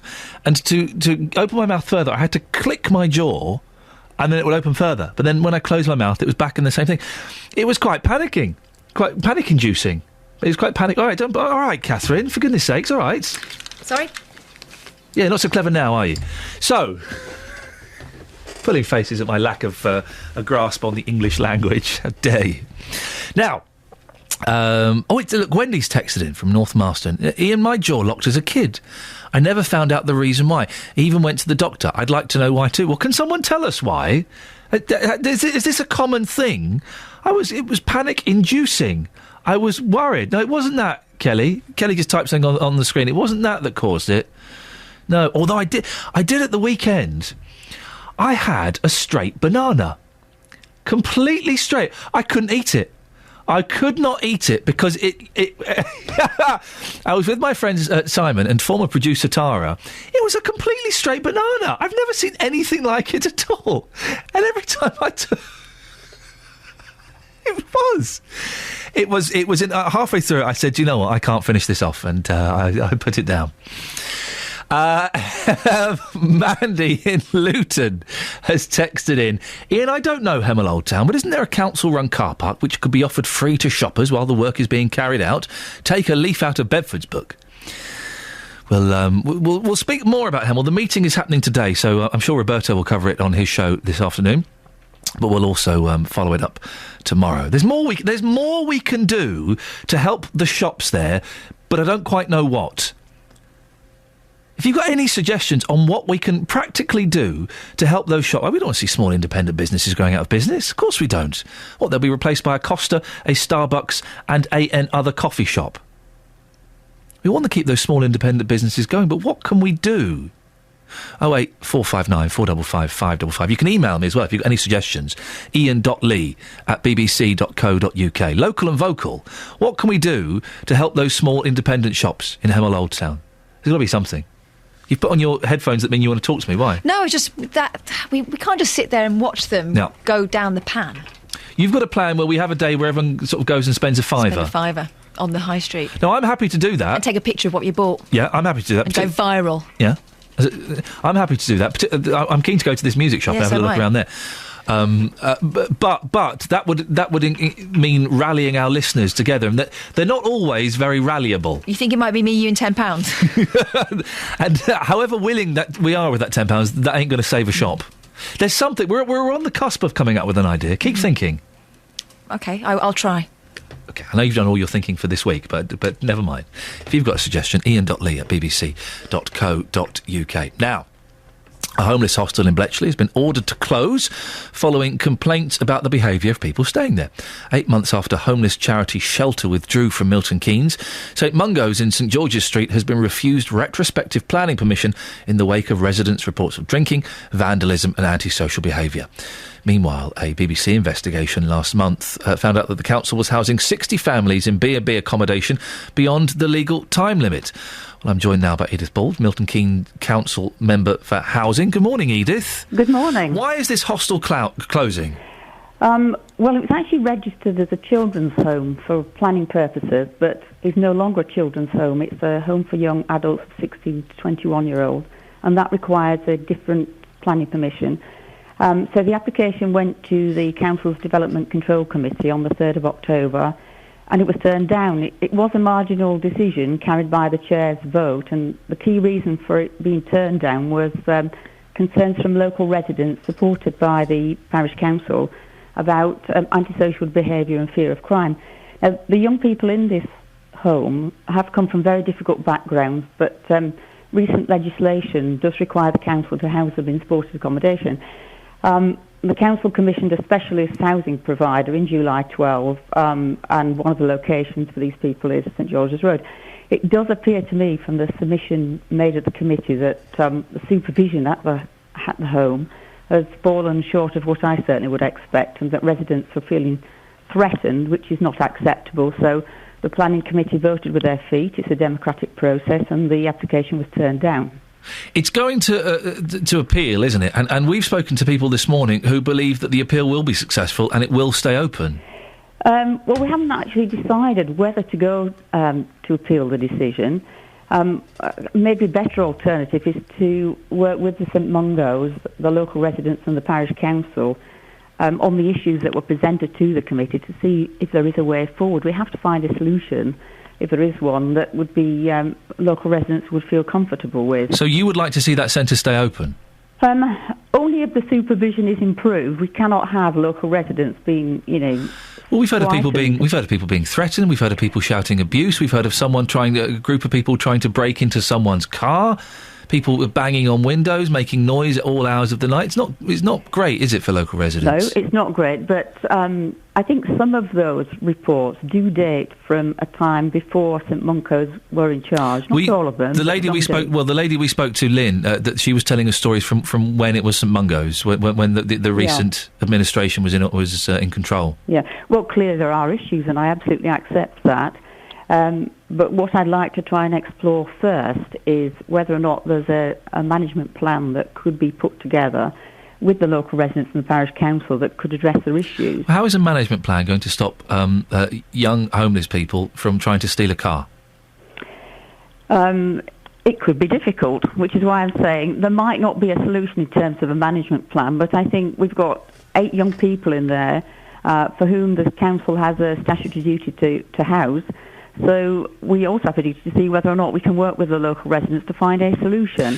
If not, then we're going to have to, as you suggest at the start of this interview, we'll have to close the home and find alternative accommodation on an already stressed housing service. Well, Milton Keynes Council has quite a bad reputation for dealing with homeless people, doesn't it? The government turned down an application for a grant to combat homelessness as the council isn't prepared to spend enough to tackle B&B use and doesn't have enough fresh ideas. Well, you've got 60 families in B&B accommodation beyond the legal time limit. We do have some. It's embarrassing, isn't it? Right. We are making a lot of progress on our homelessness situation. You didn't get a huge grant from the government. Your own party and government don't trust you to solve the problems of homelessness. Well, that's not true. The government had no problems with our application. In fact, we missed. So why didn't you get the grant? I'm just trying to explain. We missed it marginally. A number of councils who got the grant. I mean, Milton Keynes were only 3 off the score of getting the grant. So I think we had to score 20 to get the grant. So why didn't you get it? 17. Well, the issue for us was actually, and we spoke to the government about this, we are already doing lots to help our homelessness. Well, hang on. You've got 60 families in B&B accommodation beyond the legal time limit. There was a grant that would have helped this problem that you didn't get, whether it was because of 3 points or not. You didn't get the grant. We didn't get the grant, but it's not true to say that we're not doing anything. Our homelessness situation, the 60 that you mentioned, was the figure at the end of June. It is now 42. But still, that's who are staying in 42 families in B&B accommodation beyond the legal time limit. That's still awful, isn't it?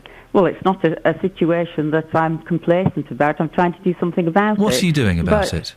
As I've You're not getting the government grant, are you? On this, there are no magic wands that we can wave on this. We just have to keep plugging away. Well, what are you doing? And we've got 3 broad initiatives that we're driving hard on.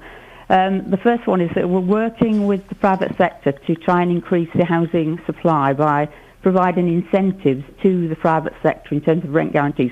That's actually what the grant proposal was about to government, that we weren't successful on. Well, the government want to do more on that. The government said you didn't have enough fresh ideas. Well, in fact, if you look at those who were successful, we are already doing the things that the successful bidders... But the government said you didn't have enough fresh ideas, well, and you weren't prepared to spend enough to tackle the situation. OK, I'm just going through the 3 things that we are doing. So the number which are not fresh ideas according to the government. Working with the private sector to increase the housing supply. The second thing is that we're helping tenants to access private housing through housing benefits and discretionary payments. We've got quite a big fund on discretionary payments to help with deposits and so on.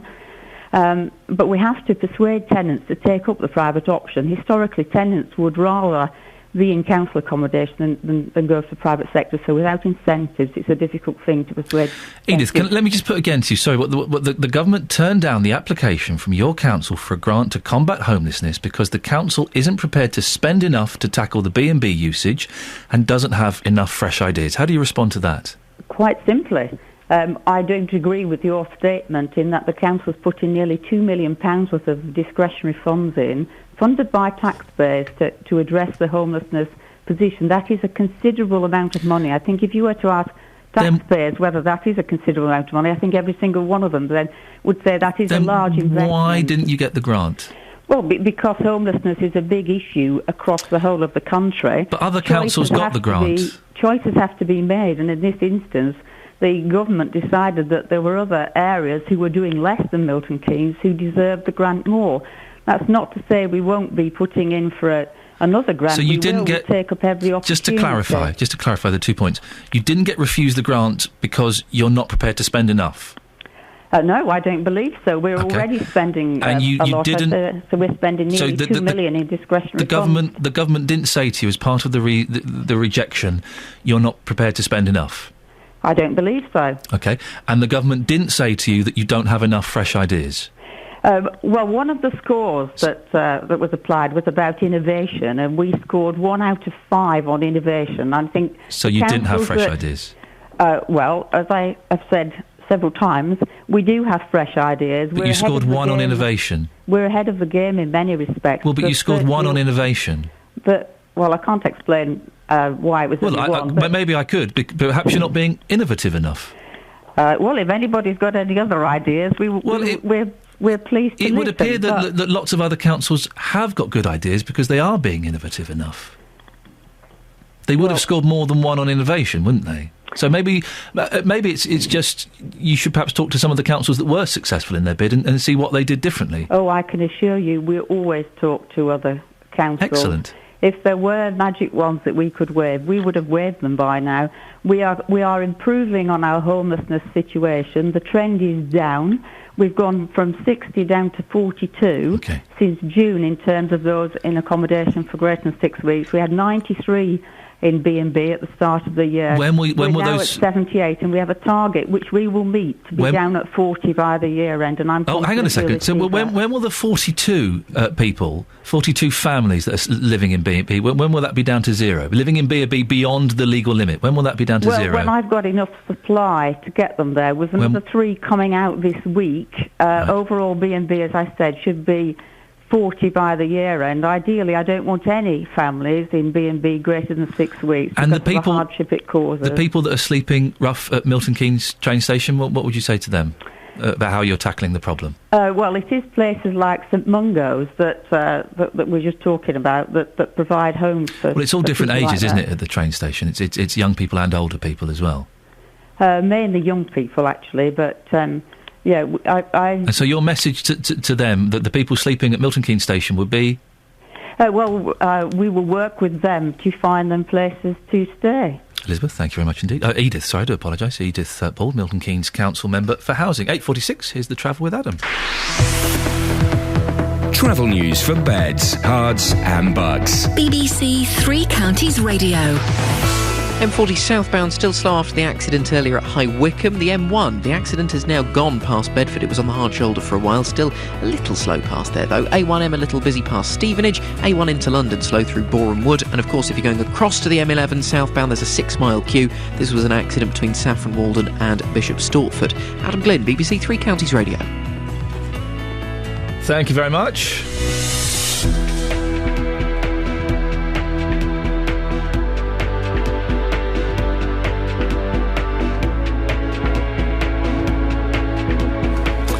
Right, it's 8:47. Let's get the headlines on BBC Three Counties Radio. The police are revealing a new picture of a man in connection with the disappearance of Madeleine McCann.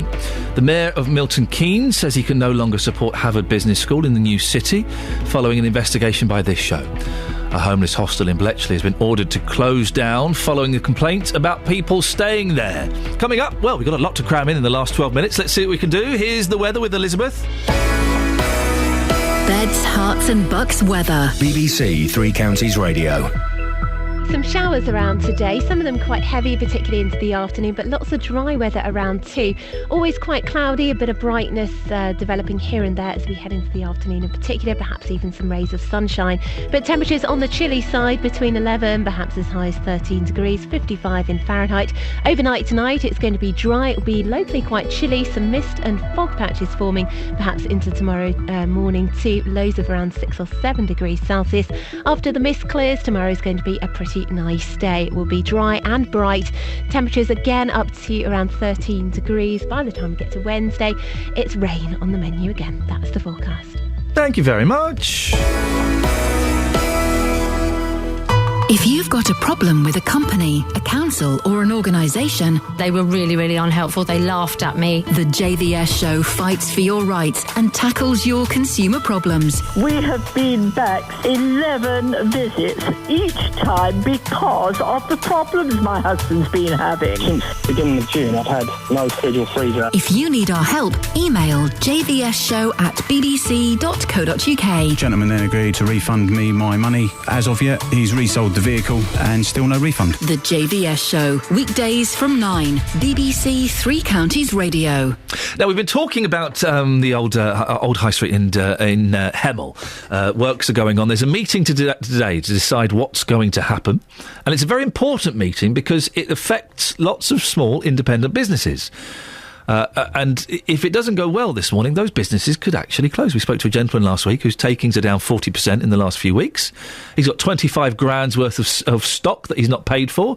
His suppliers are being very patient, but they'll only be patient for so long. Well, Anne is in St Albans. Good morning, Anne. Hello, Ian. Anne, are you familiar with this part of Hemel? Yes, I'm very, very, very familiar with it. I've got family that comes from there from about the 1800s. And I regularly go there at least once a month and spend a day and use the shops, most of the shops, have a nice lunch there and walk down the Gade Valley. I'm a big fan of Hemel, Old Hemel. And what do you think about what's happening at the moment with the works there? It's disgusting. I tell you why, because every visit I've made, I haven't seen one workman, I haven't seen one vehicle doing anything, I haven't seen anybody even with a clipboard. There's been no one there at all. It looks a bit like the Mare Celeste.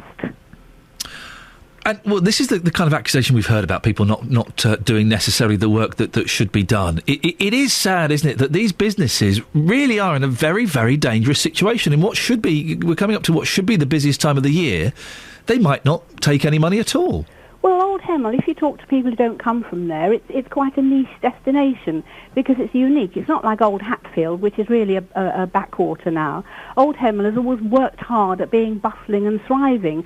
They've got the arts centre in the old town hall. They've got all that stuff going for them. But it doesn't take people long because people are very fickle to find an alternative destination. And very quickly, what can we do to make a difference? Make a big noise. I mean, you're making a great start on it for one. I mean, everybody that loves Old Hemel, that listens to the radio, should actually start making a petition and going to the council and making noises. If they were to pull their finger out, it can be done. And thank you very much indeed, Anne in St Albans. We'll be following this story very, very closely, and we'll let you know throughout the day on BBC Three Counties and on tomorrow's show what happened at that meeting. Now, we've been talking about Vapor Rub. You know, the stuff that you put on your chest when you have a cold?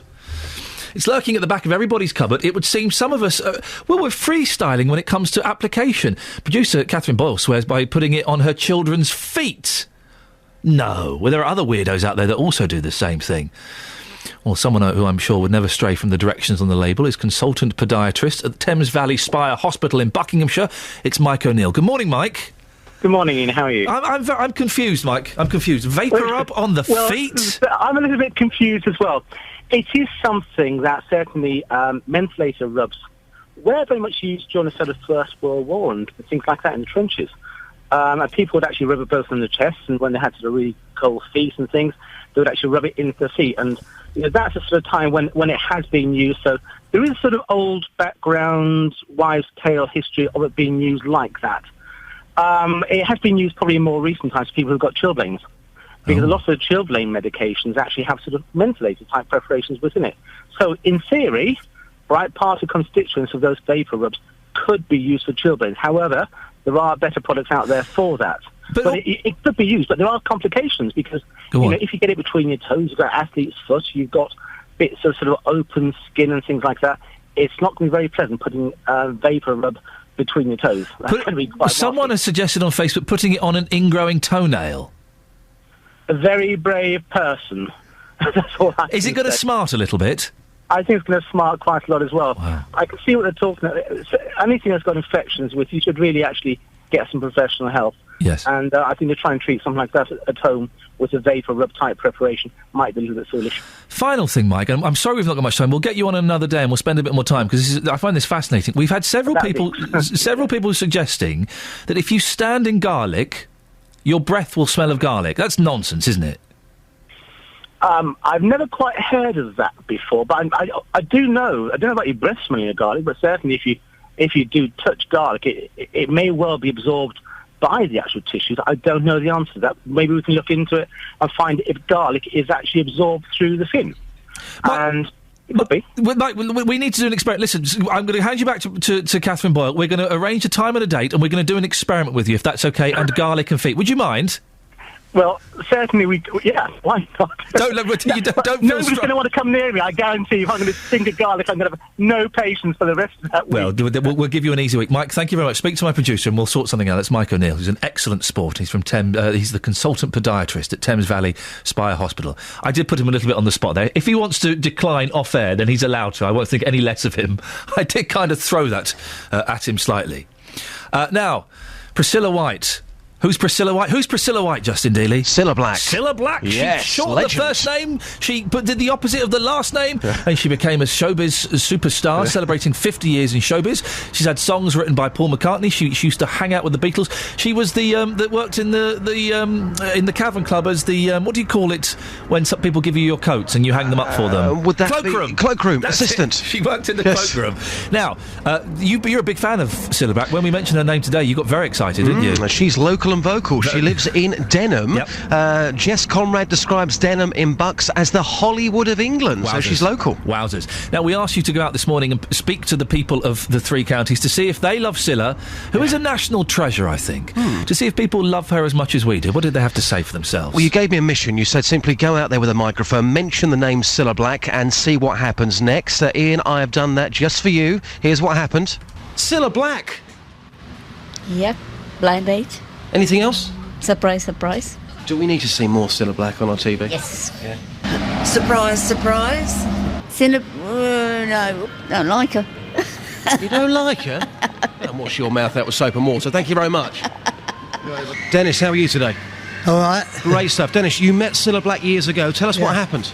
Well, I just introduced her on stage years ago. Whereabouts? In Dunstable, California. The California Ballroom? Yeah, I worked there 20 years. Did you really? Yeah. What, and you announced all the acts? Yeah, quite a few of them, yeah. And Cilla was one of them. Yeah. So when she was backstage, you was having a chat with her, what was she like? No, didn't get much chance of chatting, but yeah, she was all right. Yeah, very friendly. 60s, when she was singing with the Beatles, trying to think of her first song. You a fan? Not necessarily. I mean, I probably was in the 60s when I was a lot younger. Anyone who had a heart. That's the one I was thinking of. Step inside, love. What's it all about, Alfie? Yeah. You give me a ginger wig, I'm Cilla Black, aren't I? You absolutely are. Well, if I was to do a Cilla Black tribute, you'd come along, surely, wouldn't you? I probably would, yeah. How much would you pay for a ticket, though? Oh, depends on how much you're charging. Tenner? Yeah, that'd be fine. Great stuff. I'll take down your name and number and I'll let you know when it's going to happen. Thank you very much. All right, thank you. Surprise, surprise. I quite like that programme. Wish they'd bring it back. Well, they have done. Have they? Well, they have done with Holly Willoughby. Have they? Yeah. Oh. Not Cilla, though. What time? I don't know. I'll have to check the TV schedule. Yeah. Oh. Not interested, sorry. You're not interested in Cilla? Sorry. Do you like her? No. Why? Don't like her accent. When I say Cilla, you say... How did I get to? Cilla Black, sir. I'm going to work. I mean, if I said Cilla Black, what comes to your mind when I mention Cilla Black? What do you think of? Don't think of much, because I knew her as a singer that was also from Liverpool. Can you sing one of her songs for me? Oh, Jesus, no. Not a hope. You sure? Yeah, I'm very, very sure. Positive? Very. Thank you. Well, Justin, I've got to say, Catherine Boyle does an impression of Cilla. Let's hear your impression. Anyone who had a heart. Right, that's Catherine Boyle. But yours, Justin... Yeah, it's pretty good. Was actually... Would you listen? We got 35 seconds of the show left. All right, Chuck. I've never heard him do a voice before, apart from that slimy one he does on the radio. How are you? Justin, could you sing us out in the style of Cilla for the end of the show? Ladies and gentlemen, I give you as Cilla Black, bearing in mind he would be charging £10 for this, and some idiots, some people would pay for it. Justin Dealey as Cilla Black. Away you go. Which song? Step Inside Love. Step inside love. Step inside love. Step inside love. Yeah, Chuck. Can I go now? Can I go home? Ian? Can I go? Travel news for beds, cards and bugs. BBC Three Counties Radio. Yeah, I think you can go, Justin. M40 southbound, it's looking a little bit busy. We had the accident earlier past High Wycombe at the Handy Cross roundabout junction 4. Still congested back to Stoke and Church at junction 5. A1M southbound, slow moving as you go from junction 10 down towards Stevenage at junction 7. And then into London through Boreham Wood. It's queuing from Stirling Corner toward Mill Hill Circus. The M1 southbound is a little busy past the Newport Pagnell services. Of course, an accident much earlier this morning, long gone. That was near junction 13. M11, still big problems if you are going across to the M11 southbound. 6 miles of queues after a 3-car accident near Saffron Walden at junction 9. From there down toward Bishop Stortford at junction 8. The congestion, though, back up toward the A505 at Duxford. M25 anti-clockwise, slow-moving Waltham Abbey to Potters Bar in the roadworks. Stop-start from St Albans through to the M40 as well. Trains and tubes are running without problems. Adam Glynn, BBC Three Counties Radio. Thank you very much, Adam. And thank you, I think, to Justin Dealey. I'm not quite sure yet. We'll find out if we've got a job tomorrow on the back of that. Thank you to you, dear listener, for taking part in the show. You can email me, ian.lee, bbc.co.uk. He's back! JVS is up next. Ta-ta.